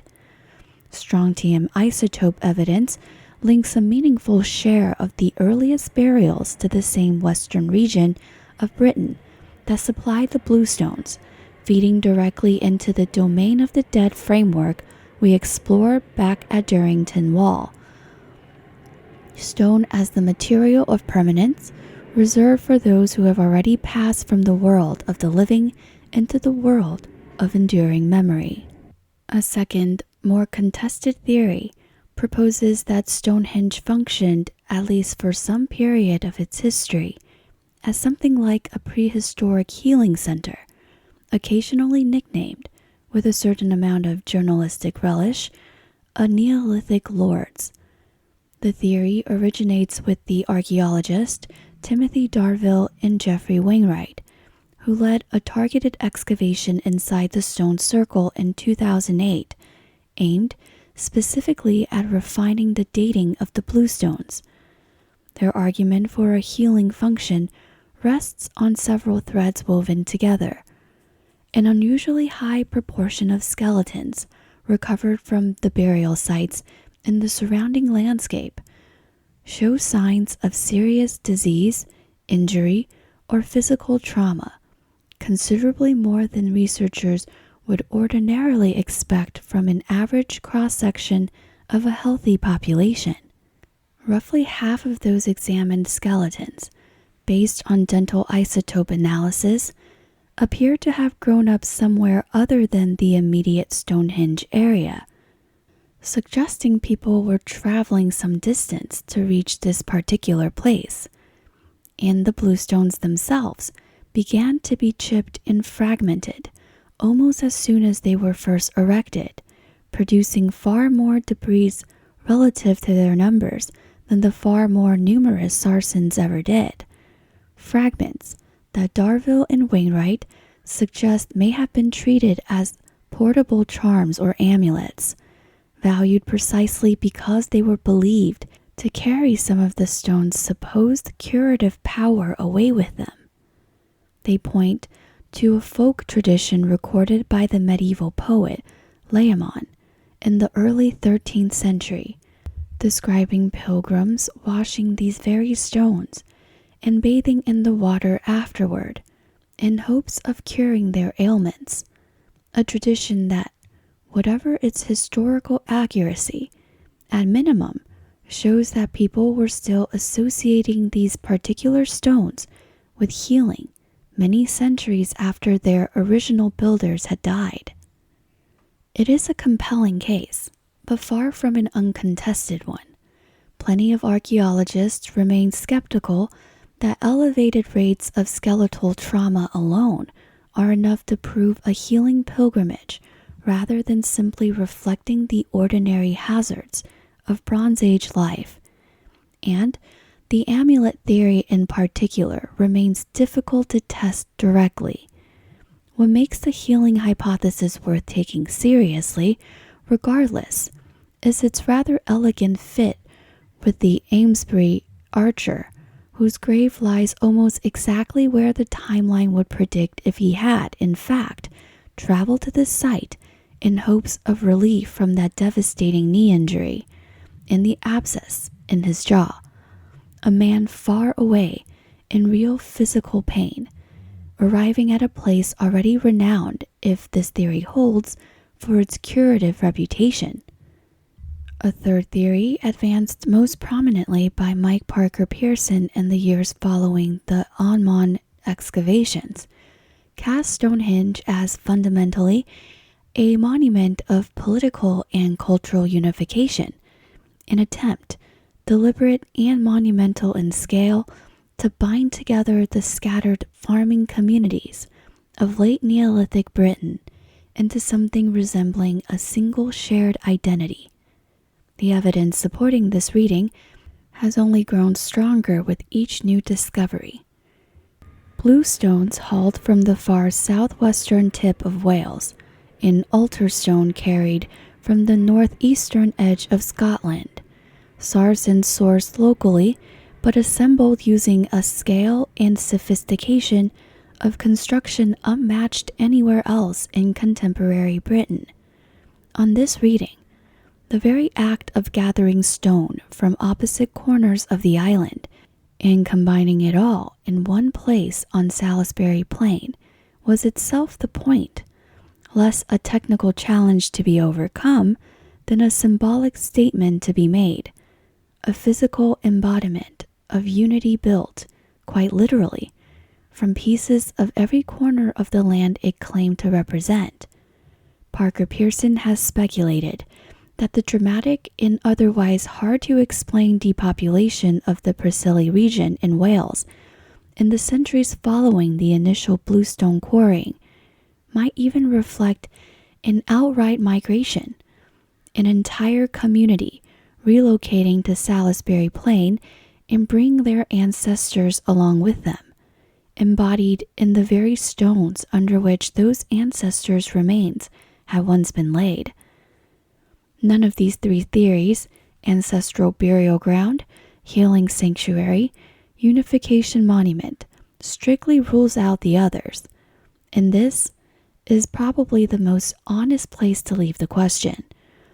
A monument that took 15 centuries to build, under the direction of communities separated by hundreds of years, and eventually by almost complete genetic turnover, was very unlikely to have served one single static function the entire time.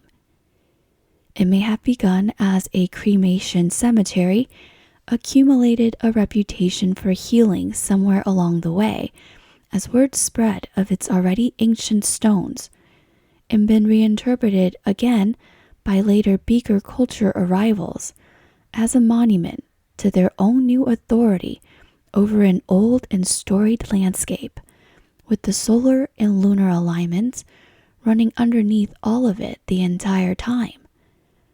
A kind of constant, patient astronomical thread, holding the whole shifting structure of meaning together across 1,000 years of changing hands. Chapter 13. Wizards, Giants, and the Devil's Heel. For roughly 4,500 years after its builders laid down their tools, nobody living near Stonehenge had the faintest scientific means of explaining what it was or how it had come to be.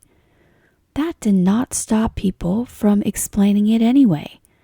Where evidence runs out, stories tend to rush in to fill the space, and the stories that grew up around Stonehenge over the centuries are in their own way just as worth preserving as the archaeology.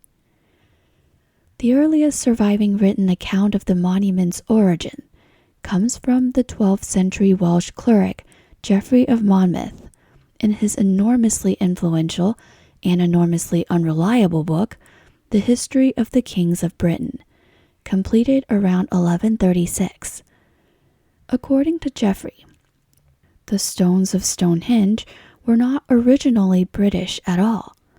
Long ago, a race of giants had carried them from the furthest coasts of Africa and raised them in Ireland, on a hill called Mount Kilrouse, where the assembled stones became known as the Giants' Dance, prized above all for their supposed medicinal power, since the giants were said to have used them to build healing baths, washing the stones with water and bathing the sick in it to cure their ailments and their wounds alike. Centuries later, in Geoffrey's story, the British King Aurelius Ambrosius sought a fitting memorial for a group of British noblemen treacherously slaughtered by the Saxon leader Hengist during a supposed truce. On the advice of the wizard Merlin, Aurelius sent his brother Uther, later to become the father of King Arthur, across the sea to Ireland with an army of thousands to retrieve the Giants' Dance by force. The Irish, understandably reluctant to give up a monument famous for its healing powers, resisted and battle followed before the British forces prevailed. But even with the stones won, a very practical problem remained. How do you move something this heavy?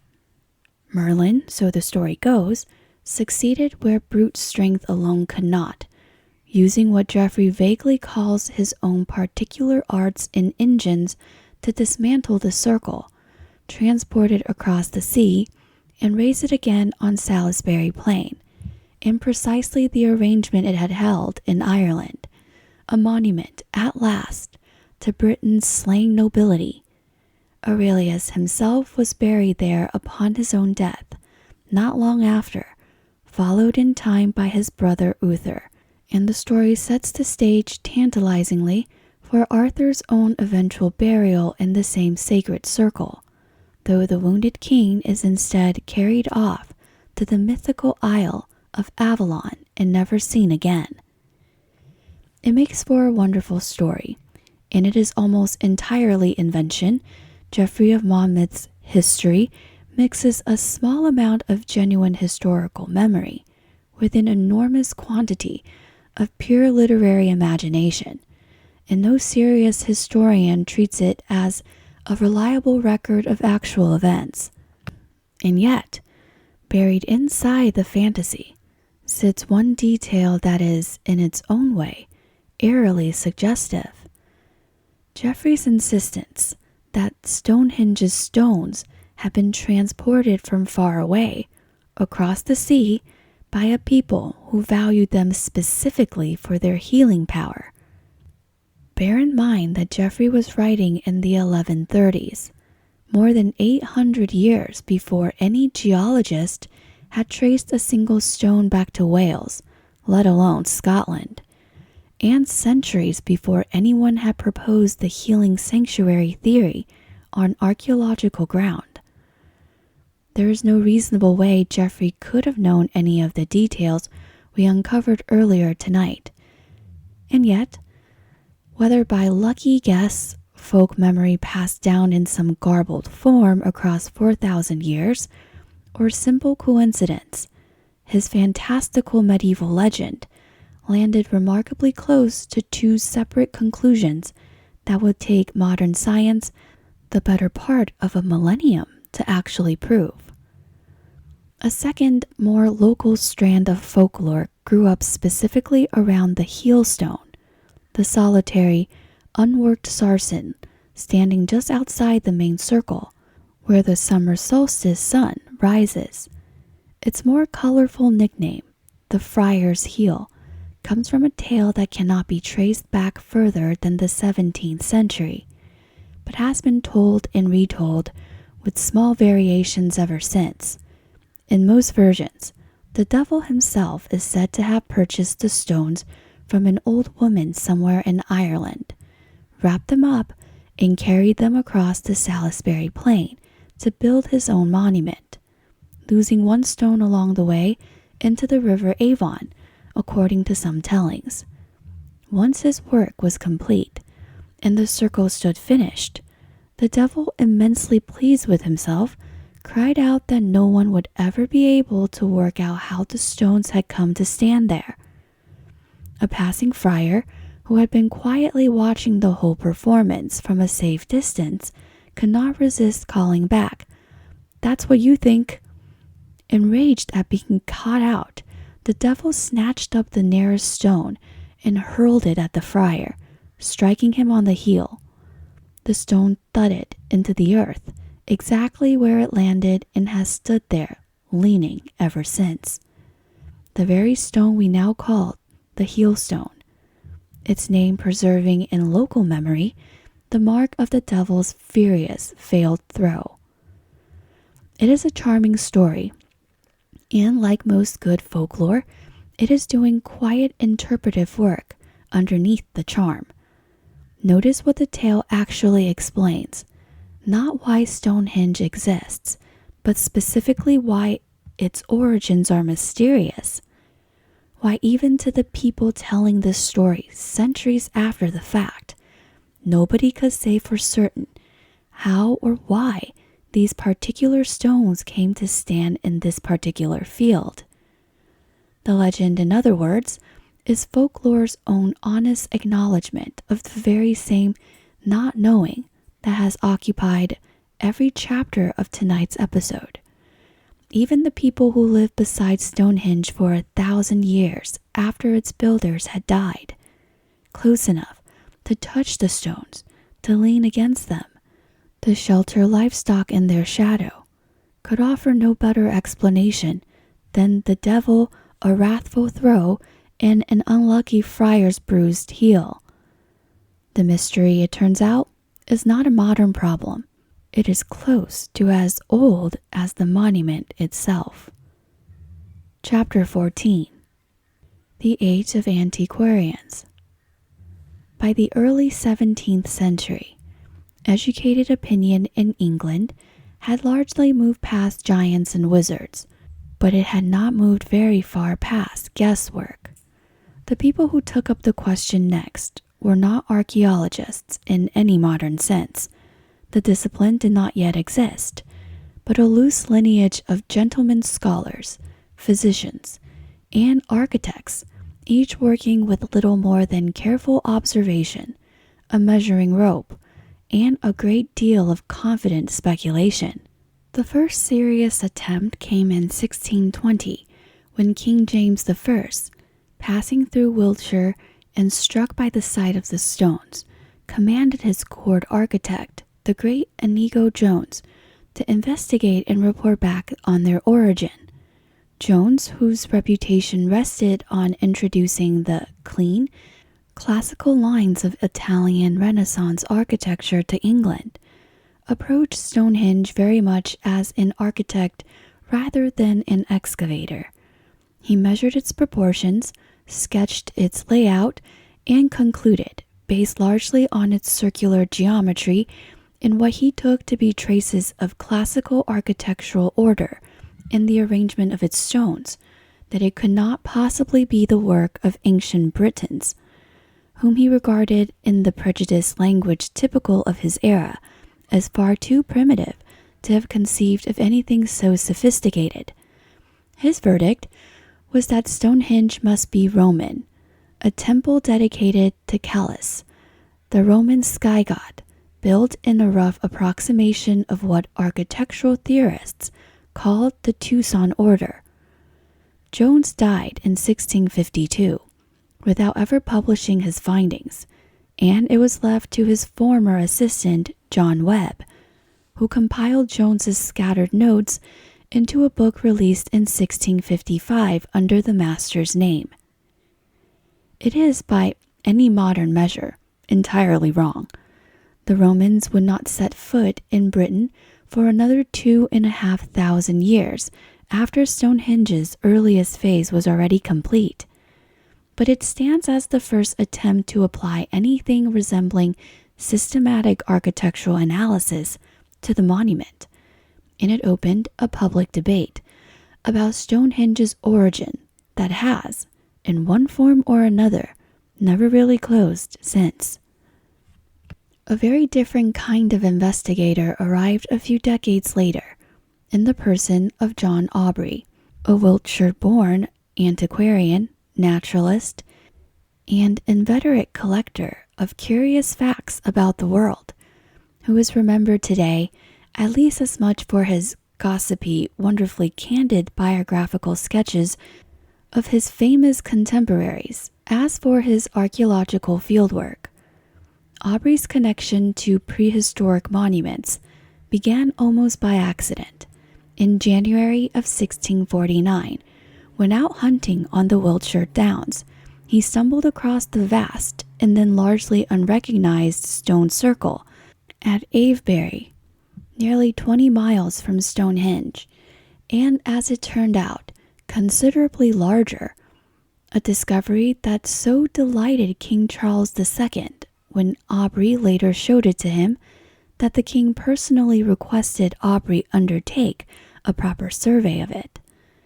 Aubrey turned his attention to Stonehenge as well, conducting his own careful survey of the site in 1666, and it was there that he first identified the ring of 56 chalk pits set just inside the monument's bank, the pits that would eventually come to bear his name, the Aubrey Holes, even though, as later excavation has shown, some genuine uncertainty remains about whether the pits Aubrey himself recorded are precisely identical to the ones archaeologists study under that name today.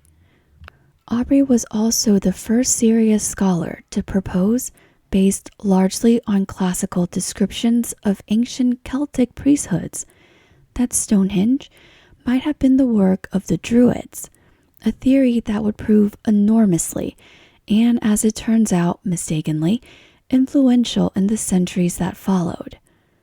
Much of Aubrey's own research went unpublished in his lifetime, scattered across an unfinished, sprawling manuscript called Monumenta Britannica that he worked on and off for roughly 30 years without ever quite managing to bring it to print.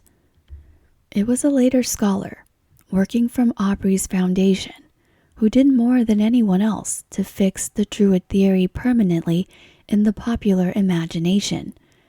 William Stukeley, an English physician, clergyman, and antiquarian, first visited Stonehenge in 1719 and returned repeatedly over the following years, conducting patient, systematic surveys of the site and its wider landscape, using a theodolite to measure angles and distances with a rigor that marks a real early milestone in the development of modern archaeological fieldwork. It was Stukeley who first formally recorded Stonehenge's alignment with the summer solstice sunrise, an observation that underpins everything astronomical we discussed a few chapters ago. His fieldwork was, by the standards of his era, unusually rigorous, and arrived at a critical moment, since local landowners and casual visitors alike had spent generations chipping away at the stones for souvenir and building material, and Stukely's detailed drawing preserved a record of the site's condition that would otherwise have been lost entirely. But Stukely's science, unfortunately, was gradually overtaken by his religious enthusiasm. Over the years following his ordination into the Church of England in 1729, he became increasingly convinced that Stonehenge and Avebury alike had been built by ancient Druids practicing a kind of proto-Christian patriarchal religion, supposedly descended from the biblical patriarchs and carried to Britain by Phoenician colonists in the deep past. In 1740, he published his findings under the deliberately provocative title, Stonehenge, a temple restored to the British Druids, a lavishly illustrated book that made an enormous public impact and, for better and for worse, permanently welded the word Druid to the popular image of Stonehenge, an association that persists in the public imagination to this very day, appearing on postcards and in casual conversation, despite being, chronologically speaking, flatly impossible. The historical Druids, as best modern scholarship can reconstruct them, were priests of the Iron Age Celtic people, first mentioned in written sources no earlier than roughly the 2nd century BCE, over 1,000 years after the last major building phase of Stonehenge had already been completed, and more than 2,000 years after the earliest ditch and bank were first dug.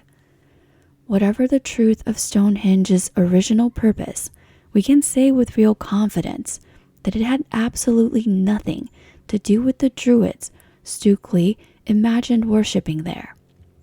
Modern-day Druidry, the spiritual movement whose adherents still gather at Stonehenge for solstice ceremonies today, is itself a comparatively recent revival, drawing more on 18th century romantic imagination, Stukely's imagination very much included, than on any genuine unbroken link to the Iron Age priesthood the word originally described.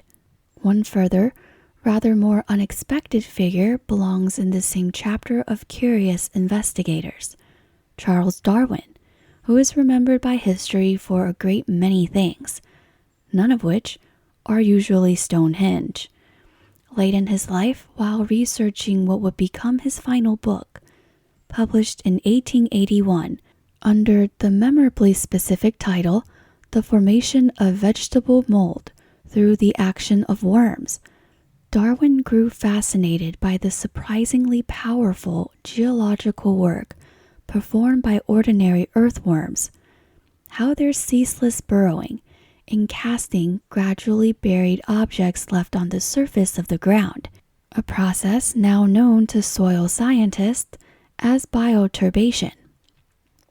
In 1877, in pursuit of real-world evidence for this theory, Darwin made the journey to Stonehenge himself, spending an afternoon there examining how earthworm activity appeared to be slowly swallowing the monument's fallen stones into the earth. He was not working alone. This was, by all accounts, something of a family research project, with his son William dispatched to Stonehenge, armed with a skewer and a trowel, to investigate the depth of worms cast around the fallen stones there, contributing directly to Darwin's published calculations about how quickly worms bury large, heavy objects over time. It stands as one of the very first scientific excavations conducted at Stonehenge, remarkable precisely because it was undertaken not by an antiquarian chasing the monument's origin, but by a naturalist chasing an entirely different question, who happened to find in Stonehenge's fallen stones a perfect, patient laboratory for studying the quiet, accumulating power of very small creatures working without hurry across very long span of time. Which is, when you think about it, not such a bad description of archaeology itself. Chapter 15. Digging Deeper. The transition from antiquarian speculation to genuine scientific archaeology at Stonehenge did not happen all at once. It happened, appropriately enough, one careful excavation at a time, across more than a century, each generation of researchers correcting and building on the last. The turning point arrived, somewhat unglamorously, on New Year's Eve of 1900, when one of the great sarsen uprights, Stone 22, along with the lintel it had supported, collapsed during a storm. The fall, though damaging, forced the hand of the site's private owner, Sir Edmund Antrobus, who agreed under considerable public pressure, led in part by a letter to the Times from the pioneering Egyptologist and surveyor William Flinders Petrie, to allow proper archaeological supervision of the necessary repair work. The man appointed to oversee that work was William Gowland, a mining engineer and metallurgist by training, who had spent years working at the Imperial Mint in Osaka, Japan, where his archaeological fieldwork on ancient burial mounds had already earned him a reputation, still recognized in Japan today as something close to a founding figure of that country's modern archaeology. Gowland brought that same rigor to Stonehenge in 1901, tasked narrowly with straightening and resetting the dangerously leaning Stone 56 in a new concrete foundation. He used the opportunity to conduct what remains by common agreement among later archaeologists the most scientifically careful excavation carried out at the site up to that point, recording his findings in a level of methodical detail that put the casual digging of previous centuries to shame. His work established, among other things, that the great sarsens had been worked and shaped using nothing more than stone hammers, and it produced the first serious evidence-based estimate that the monument dated to the late Neolithic or early Bronze Age, rather than to the Romans, the Danes, or any of the other candidates still being floated at the time. Barely 2 decades later, following Stonehenge's transfer into national ownership, a far more extensive campaign of excavation began under Lieutenant Colonel William Howley, who worked at the site, often single-handedly, across 7 separate digging seasons between 1919 and 1926. Howley's task was framed as making the monument safe for the growing crowds of visitors now arriving to see it, but in the course of that work, he ended up excavating roughly half of the entire interior of the monument, uncovering the Aubrey holes in the process, and confirming that a number of them held cremated human remains. Howley's record-keeping, judged by later standards, left a great deal to be desired, a fact that would go on to frustrate archaeologists for decades. But his sheer physical excavation of so much of the site laid essential groundwork for everything that followed, even as it left later researchers the unenviable task of trying to reconstruct exactly what he had found and where, using incomplete notes decades after the fact. The reconstruction task fell largely to Richard Atkinson, who alongside fellow archaeologists Stuart Piggott and John F.S. Stone, was asked by the Society of Antiquaries in 1950 to review Howley's unpublished records and produce a definitive account of the site. Atkinson's own subsequent excavations, carried out through the 1950s and into the major restoration project of 1958 to 1964, during which several fallen stones were finally re-erected in new concrete settings, led him to propose the 3-phase chronological framework that would dominate Stonehenge scholarship for the following half-century. An initial earthwork phase, a subsequent phase involving bluestones, and a final phase featuring the great sarsens. Atkinson also made one small delightful discovery almost by accident in 1953 while taking photographs of the stones under raking evening light. Faint carved images of a bronze dagger and several axe heads on the surface of one of the great sarsen uprights, evidence that the monument's builders, or perhaps later visitors, had used its stones as a canvas for their own imagery, carved sometime during the Bronze Age. Atkinson became something of a public face for Stonehenge research in his own lifetime, popularizing the monument through television and radio appearances, even as somewhat ironically for a man so devoted to careful documentation. He never quite managed to publish the full, formal results of his own excavations before his death.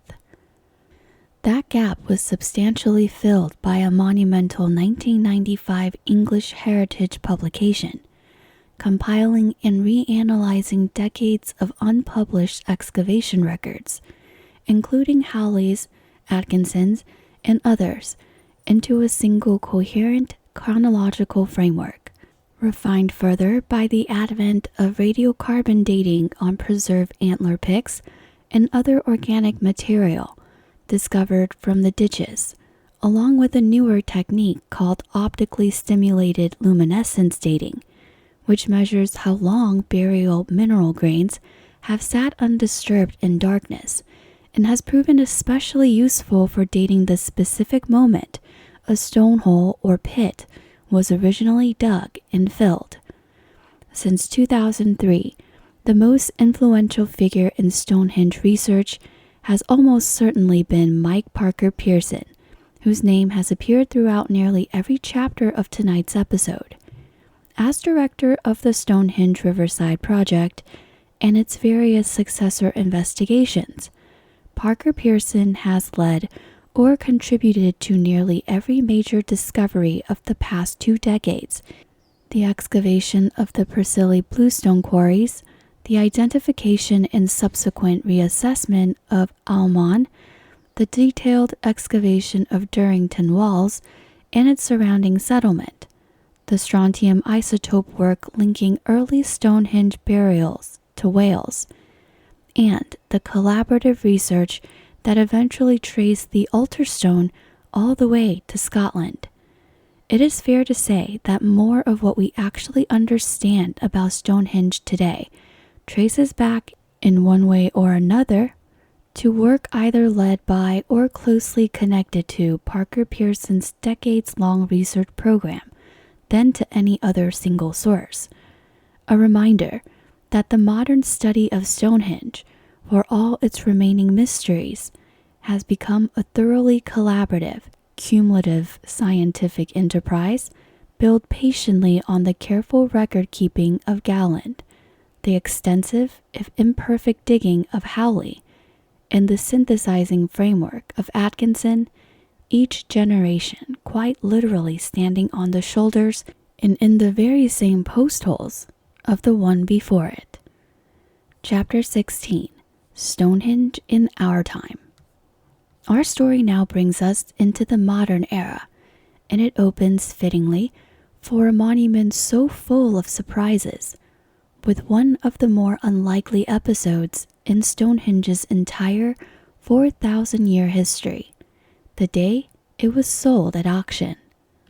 By the early 20th century, Stonehenge had been in private hands for centuries, most recently as part of the Amesbury Abbey estate belonging to the Antrobus family.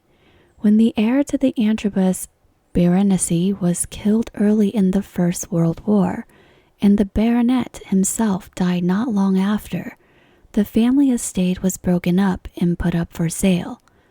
On the 21st of September, 1915, at 2 in the afternoon, a packed auction room in Salisbury Palace Theatre watched as Stonehenge itself, listed simply as Lot 15, described in the auction catalogue with a certain flourish as a place of sanctity dedicated to the observation of the sun and including some 30 acres of surrounding downland, went under the auctioneer's hammer. According to the story that has been told and retold ever since, a local barrister named Cecil Chubb had come to the auction with rather more modest instructions from his wife to bid on a set of dining chairs, or perhaps curtains, depending on which account you believe. Instead, seized by an impulse he later described simply as feeling that a Salisbury man ought to buy it, Chubb found himself the winning bidder at £6,600 and walked out of the theater that afternoon as the new private owner of one of the most famous prehistoric monuments on Earth. His wife, by most accounts, was not thrilled. Whatever the truth of the dining chair story, Chubb's purchase came at a genuinely precarious moment for the monument, which had spent the previous century being steadily chipped away by souvenir hunting visitors, and was, by 1915, in real need of both protection and restoration. Chubb owned Stonehenge for only 3 years before deciding in October of 1918 to give it to the nation outright, writing at the time that although he had taken a deep personal pleasure in owning it and had once imagined it remaining in his family for generations, he had come to feel the country as a whole would treasure it more. His gift came with just one lasting condition, still honored today, that local residents be permitted free admission in perpetuity. In recognition of his generosity, Chubb was made a baronet the following year, earning himself the affectionate local nickname Viscount Stonehenge, a rather grand title for a man whose entire connection to one of the world's great monuments began with an errand to buy some chairs. From that point forward, Stonehenge's story becomes increasingly one of careful, sometimes contentious stewardship. In 1986, together with the equally remarkable stone circle at nearby Avebury, in the wider prehistoric landscape connecting them, Stonehenge was formally inscribed by UNESCO as a World Heritage Site, recognized for representing, in UNESCO's own words, an outstanding illustration of the evolution of monument construction across more than 2,000 years of continuous Neolithic and Bronze Age activity.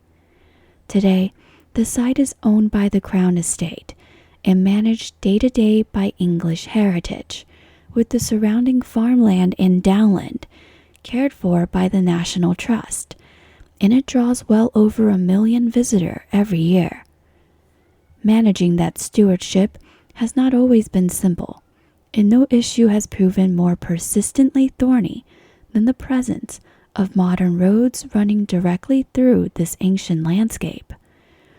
For decades, the A303, a major route connecting London to England's southwest, ran within a few hundred meters of the stones themselves, its traffic noise invisible presence, long regarded by archaeologists, heritage organizations, and UNESCO alike as a serious blight on the setting of the monument.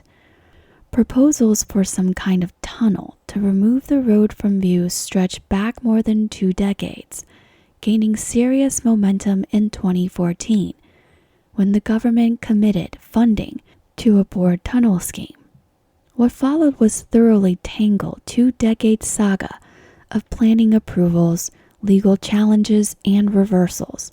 Development consent granted in 2020, quashed by a judicial review the following year on procedural grounds, re-granted again in 2023 after further review, and finally, in July of 2024, defunded entirely by a newly elected government, citing budget pressures, before the underlying planning permission was formally, and it now appears, conclusively revoked in March of 2026. Archaeologists, heritage organizations, and UNESCO's own World Heritage Committee had objected throughout on the grounds that tunnel construction, even designed with real care, risked damaging undiscovered archaeology across a landscape that keeps producing major discoveries in places nobody thought to look. As of this recording, the scheme is dead, and the busy road still runs, for now, within sight of the stones. An unresolved tension between modern infrastructure and ancient landscape that will likely occupy planners and archaeologists for years yet to come. And then there is the solstice itself, which brings us back to where this chapter of Stonehenge's story began, all those centuries ago, with the sun rising precisely where the builders intended it. For most of the year today, visitors are kept at a respectful distance from the stones, walking a roped path around the monument's perimeter rather than among the circle itself, a restriction introduced in 1977 after decades of erosion and souvenir taking had begun to visibly damage the site.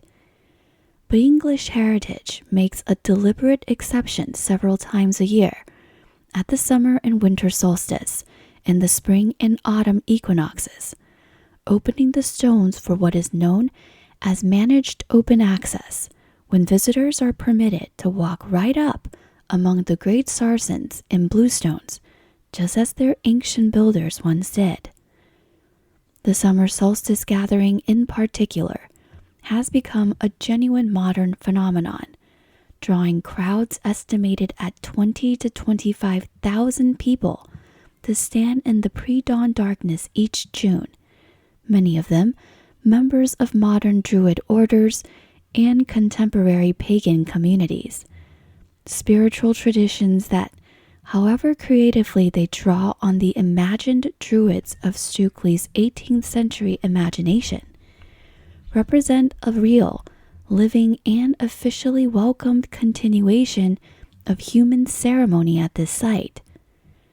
When the sun finally clears the horizon and its first light reaches across the stones exactly as it has every summer solstice for 5,000 years, the crowd traditionally erupts into drumming, chanting, and cheering, a celebration that would, in its noise and its numbers, if perhaps not in its specific beliefs, likely have felt at least a little familiar to whichever Neolithic community first gathered on this same patch of ground to watch the very same sunrise so very long ago. Chapter 17. Cousins Across the Sea. We now take a detour north and west to meet Stonehenge's genuine cousins, the closest and in some ways most surprising kinship leads back to a place we have already visited once tonight, the far north of Scotland, source of the altar stone itself. Long before Stonehenge's Sarsen Circle went up, the Orkney Islands were home to an extraordinarily rich ceremonial landscape centered on the Ness of Brodgar, a complex of large stone buildings, some with painted walls, sitting on the narrow strip of land between two enormous stone circles, the Ring of Brodgar and the Stones of Stennis. Excavated in real depth only since 2003, the Ness turned out to predate Stonehenge's own stone circle and ceremonial complex by at least a couple of centuries, and it appears to have been the birthplace of grooved ware, the distinctive flat-bottom pottery style that shows up at Stonehenge's earliest stone phase and across late Neolithic Britain and Ireland more broadly. Archaeologists increasingly suspect that grooved ware did not travel south from Orkney alone. It may have carried with it an entire cultural package, the emerging idea of the hinge itself, the stone circle, the communal ceremonial center, writing what one site director has described as an actual cultural wave washing down from the far north into Wessex, rather than the reverse, which means the most famous stone circle in the world may owe not just one of its stones, but quite possibly its whole architectural concept to that same remote, wind-scoured archipelago. Ireland offers an equally real and even older connection. Newgrange, in the Boyne Valley northwest of Dublin, was raised around 3200 BCE, a good 2 centuries before Stonehenge's first ditch was dug, and it makes its own extraordinary bet on the movement of the sun, a 19-meter passage engineered with such precision that for a matter of minutes around the winter solstice sunrise, a shaft of light travels its entire length to illuminate the inner chamber. Newgrange and its neighboring passage tombs at Noath and Doth were built by the same broad current of Neolithic farming culture that would later raise Stonehenge, and ancient DNA has confirmed a real biological thread connecting different corners of that culture. A landmark 2020 genome study found that a man buried at the very heart of Newgrange was closely related to individuals interred in passage tombs hundreds of miles away in County Sligo and County Down, connections spanning what would then have been a formidable overland and coastal journey. The same study found that this man was himself the son of a first-degree incestuous union, most likely siblings or a parent and child, and the researchers proposed that this pointed to a hereditary ruling elite maintaining its bloodline, much as later dynasties would in ancient Egypt or Hawaii. It is a striking headline-grabbing claim, and true to the pattern we have already seen with Almon, it has not gone unchallenged. A more recent reassessment has urged real caution about reading an entire royal dynasty into a single individual, noting that Newgrange was used as a burial place for the better part of 1,000 years, that its remains were jumbled and moved over that long span, and that this one case of incest remains so far a solitary outlier rather than an established pattern across the wider body of Neolithic Irish DNA. The science, in other words, is still very much alive on this one too. Cross the sea once more, to the Atlantic coast of Brittany in northwestern France, and you find Carnac, something like 3,000 standing stones marching across the landscape in long, deliberate rows, the largest single collection of megaliths anywhere on Earth, with construction stretching from perhaps 4,500 BCE down to 2000 BCE, older in its earliest stirring than a Stonehenge itself.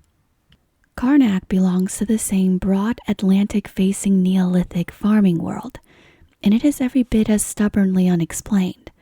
More than 2 centuries of scholarship have produced theories ranging from astronomical observatory to ceremonial avenue to something closer to a vast open-air temple, without any one of them managing to satisfy everybody. Even its folklore rhymes with Stonehenge's own.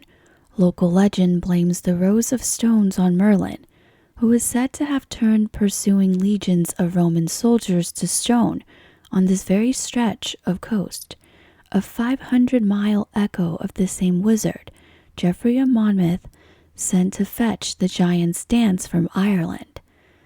And nearby sits one of the more evocative details in all of Atlantic prehistory, a single carved stone, split at some point in the deep past, with one fragment built into a local passage tomb and the other found forming the ceiling of the Gavrinis tomb on an island 4 kilometers offshore. Physical proof that these Breton communities were moving and sharing decorated megaliths across real distances, weaving their monuments together the way Stonehenge's own builders wove together the mountains of Wales in the north of Scotland. Underneath all 3 of these, Orkney, Ireland, Brittany, runs a genuine, documented genetic thread rather than a coincidence of style. Ancient DNA recovered from megalithic burials scattered across Iberia, France, Britain, Ireland, and Scandinavia points to real close connections among the Neolithic farming populations of what researchers now call Atlantic Europe, consistent with a slow, centuries-long migration that moved up the Atlantic coast from Iberia rather than overland through the middle of the continent. That is very likely the same route taken by the ancestors of Stonehenge's own first builders, whose DNA also traces most closely back to Iberia. Megalith building on this evidence was not an idea that separate peoples happened to invent over and over. Across a very large stretch of Western Europe, it appears to have traveled with an actual related population, moving by boat and on foot, generation after generation, carrying the practice of raising stone as they went. That population seems to have met a broadly similar fate wherever it settled. We already know what happened in Britain. The near total genetic replacement of Stonehenge's original Neolithic builders by beaker culture newcomers around 2450 BCE. A genetic study of a large megalithic tomb near Paris, published only this month, has found the very same pattern playing out in northern France. A population using that tomb for many generations, sharing close kinship, replaced abruptly around 3000 BCE by an entirely unrelated group, with the change in who was buried there accompanied by a visible shift in the society's own structure. It is a small, sobering reminder that whatever unsettled the megalith building world of Atlantic Europe toward the end of the Neolithic was not a local British event.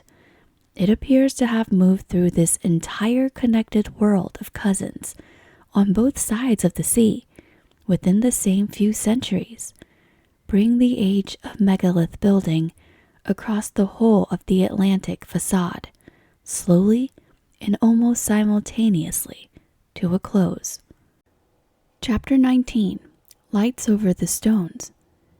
If you have spent any time at all in the stranger corners of the internet, or stay up late enough with the right documentary channel on in the background, you will already know that Stonehenge has a reputation that has nothing to do with antler picks or radiocarbon dates. In certain circles, it is not a Neolithic monument at all. It is a landing beacon, a power station, a portal. The modern route of nearly all of it traces back to a single Swiss hotelier turned author named Erich von Däniken, whose 1968 book, Chariots of the Gods, argued that a wide range of ancient monuments, the Egyptian pyramids, the Nazca Lines, the Moai of Easter Island, and Stonehenge, were too technically sophisticated to have been built by the unaided hands of the ancient peoples traditionally credited with them, and must therefore reflect direct assistance or at least inherited knowledge from visiting extraterrestrials.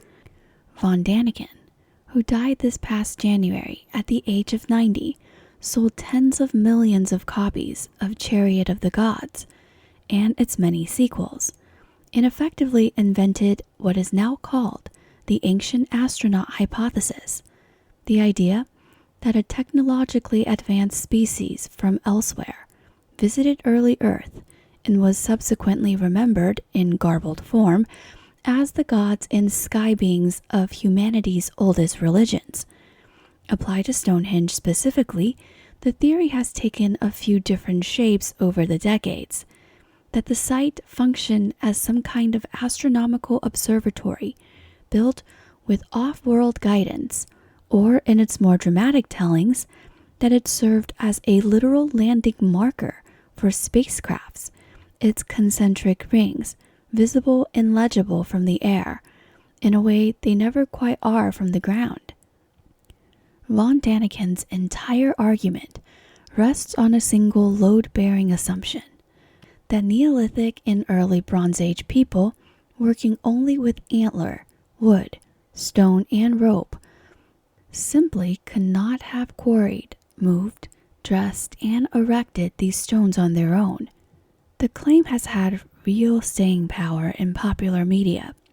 The History Channel series Ancient Aliens, which has run since 2010 and draws directly on von Daniken's original framework, devoted a full episode to Stonehenge, titled The Secrets of Stonehenge, which took the well-documented 2018 DNA finding we discussed earlier, that Stonehenge's original Neolithic builders were almost entirely replaced by beaker culture newcomers within a few centuries, and asked, in the show's characteristic rhetorical question style, whether the Bluestone Circle might have activated a portal that sent the vanished builders home to the stars.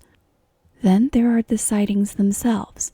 The United Kingdom's Ministry of Defense maintained a dedicated UFO desk for exactly this kind of report for more than 50 years, staffed by officials whose job was to log and, where necessary, politely respond to letters and photographs from the public. When the desk was finally closed in 2009, citing cost, the declassified files released in the years afterward included a number of reports connected to the Stonehenge area. Among them, a photograph submitted in January 2009 that its senders claimed showed a disc-shaped craft hovering directly above the stones. The ministry's own conclusion, reached after reviewing more than 5 decades of such material, was direct. Not one single report in 50 years had ever produced evidence of an actual extraterrestrial presence.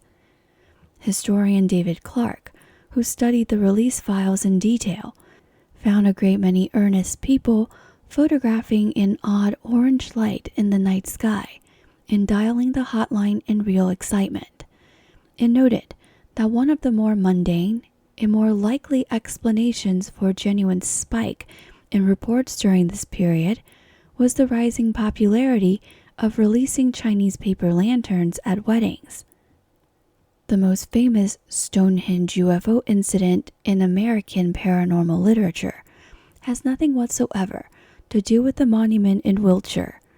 In January of 1975, a New Jersey man named George Obarski reported watching a hovering craft and its small hooded occupants dig up soil samples in a park in North Bergen, New Jersey, a case that became well known in UFO research circles as the Stonehenge incident, named not for any ancient monument, but for a 34-story apartment building called Stonehenge that happened to stand nearby.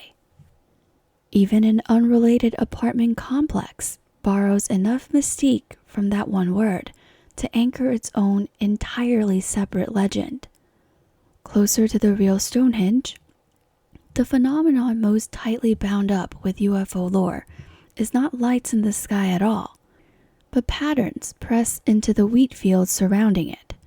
Wiltshire produces, by some estimates, as much as 80% of all crop circles reported anywhere in the United Kingdom, and the shapes cluster with real statistical clarity around exactly the landmark you would expect. Stonehenge, in a short distance north, the equally ancient stone circle at Avebury. For years, the elaborate, often geometrically stunning patterns were treated by a devoted community of self-described Siriologists as evidence of, depending on who you ask, extraterrestrial landing craft, ball lightning, or some form of encoded message from the stones themselves.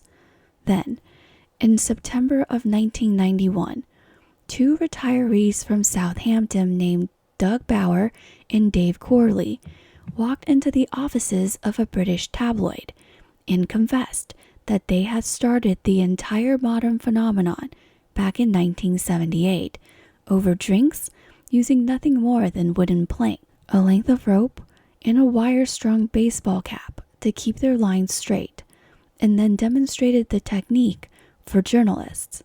Skeptics of the Doug and Dave Explain Everything version point out that in the very years the two men claimed credit for around 200 circles, more than 1,000 others were reported elsewhere. These men certainly can't be in two places at once. Could they be inspiring others to copycat the crop circles? The mystery of who made this exact circle on this exact night is genuinely unsolved, and we will dedicate another episode entirely on crop circles. But the mechanism was never in doubt again. In a form that began as a prank, has since become quite openly its own recognized genre of land art, still practiced today by design collectives who take commissions and credit. Not every serious researcher who has spent time on this material reaches for extraterrestrials. The British writer and researcher Paul Devereux, who helped found an informal research collective called the Dragon Project in a London pub in 1977, specifically to take instrument readings at stone circles, has spent decades arguing that a genuine, rare, and still poorly understood natural phenomenon, glowing masses of light, sometimes called earth lights, possibly generated by tectonic strain acting on quartz-bearing rock deep underground, may explain a meaningful fraction of unusual light sightings reported at ancient monuments, Stonehenge included. Devereux is explicit that he does not believe these lights are extraterrestrial. His own hypothesis leans toward an exotic, entirely terrestrial plasma effect, related to work by other researchers on what is sometimes called tectonic strain theory. It remains a fringe idea, unconfirmed by mainstream geophysics, and difficult to test rigorously, but it occupies an interesting middle ground in this whole conversation. Not dismissal and not aliens, but a reminder that we don't yet have a complete explanation, and therefore, it must be visitors from another world, are two very different sentences, in that the honest space between them is usually where the more careful researchers choose to stand. So why Stonehenge out of every ancient monument on Earth more than almost any other? Probably for the same reason it has drawn wizards, devils, druids, and dining chair shopping barristers into its orbits for the better part of 1,000 years. It is old enough, strange enough, and just barely explicable enough to leave a gap. And gaps, as we have seen again and again, are exactly where the human imagination likes to move in and make itself at home. The believable explanation and the fantastical ones are, in this one specific case, not actually competing on equal footing. We know how ordinary people without metal tools raised these stones. The stranger and the more moving fact is that they didn't need any help from the stars to do it. Chapter 20. The Mystery That Remains. We began before Stonehenge existed at all, with hunter-gatherers raising mysterious timber posts on an empty hillside 8,000 years before anyone thought to dig a ditch. We watched farming communities arrive, and a ring of 56 pits fill slowly over 5 centuries with the cremated remains of perhaps 200 people. We followed bluestones on an improbable 140-mile journey from a Welsh mountainside, and sarsens on a shorter but no less labor-intensive journey from a nearby wood, in one single extraordinary stone on a 430-mile odyssey from the northern tip of Scotland, a discovery so recent that the researchers who made it are, as of tonight, still working out how exactly it was done. We stood in the ruins of a great feasting settlement at Darrington Walls, walked an avenue that may have been tracing a solstice line already written into the land by the retreating ice of the last glaciation, and learned that the very same solstice tradition had already been practiced in wood on a nearby hillside 5 centuries before Stonehenge's first sarsen was ever raised. We met a population that was almost entirely replaced within a few centuries by newcomers from across the sea, and one grieving, limping traveler among them who may have crossed half of Europe in search of healing. We heard a wizard's legend that guessed, by pure accident, at truths modern science would take 8 centuries to actually prove, and a devil's folktale that quietly admitted the mystery was already unsolved long before anyone thought to call it one. And we traced the long, patient relay of human curiosity that carried this monument from royal commission to gentleman's hobby to national treasure to auction lot to UNESCO World Heritage Site, each generation adding its own layer of understanding and its own layer of myth on top of the last. And still, after all of that, the honest and rather beautiful truth is this: we do not know, not with real certainty, why Stonehenge was built. We have excellent evidence for what it did. It held the dead, it watched the sky, it drew people in stone from every corner of prehistoric Britain, and quite possibly beyond.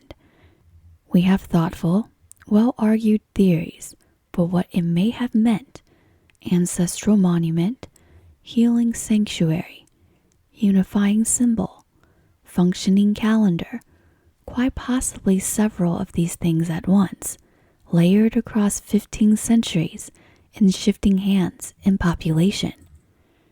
What we do not have, and what we simply never have, is a voice from inside that world telling us in its own words what those first builders believed they were doing when they picked up an antler pick and began to dig. Perhaps that is, in the end, part of what keeps drawing people back. A solved mystery is a story that ends.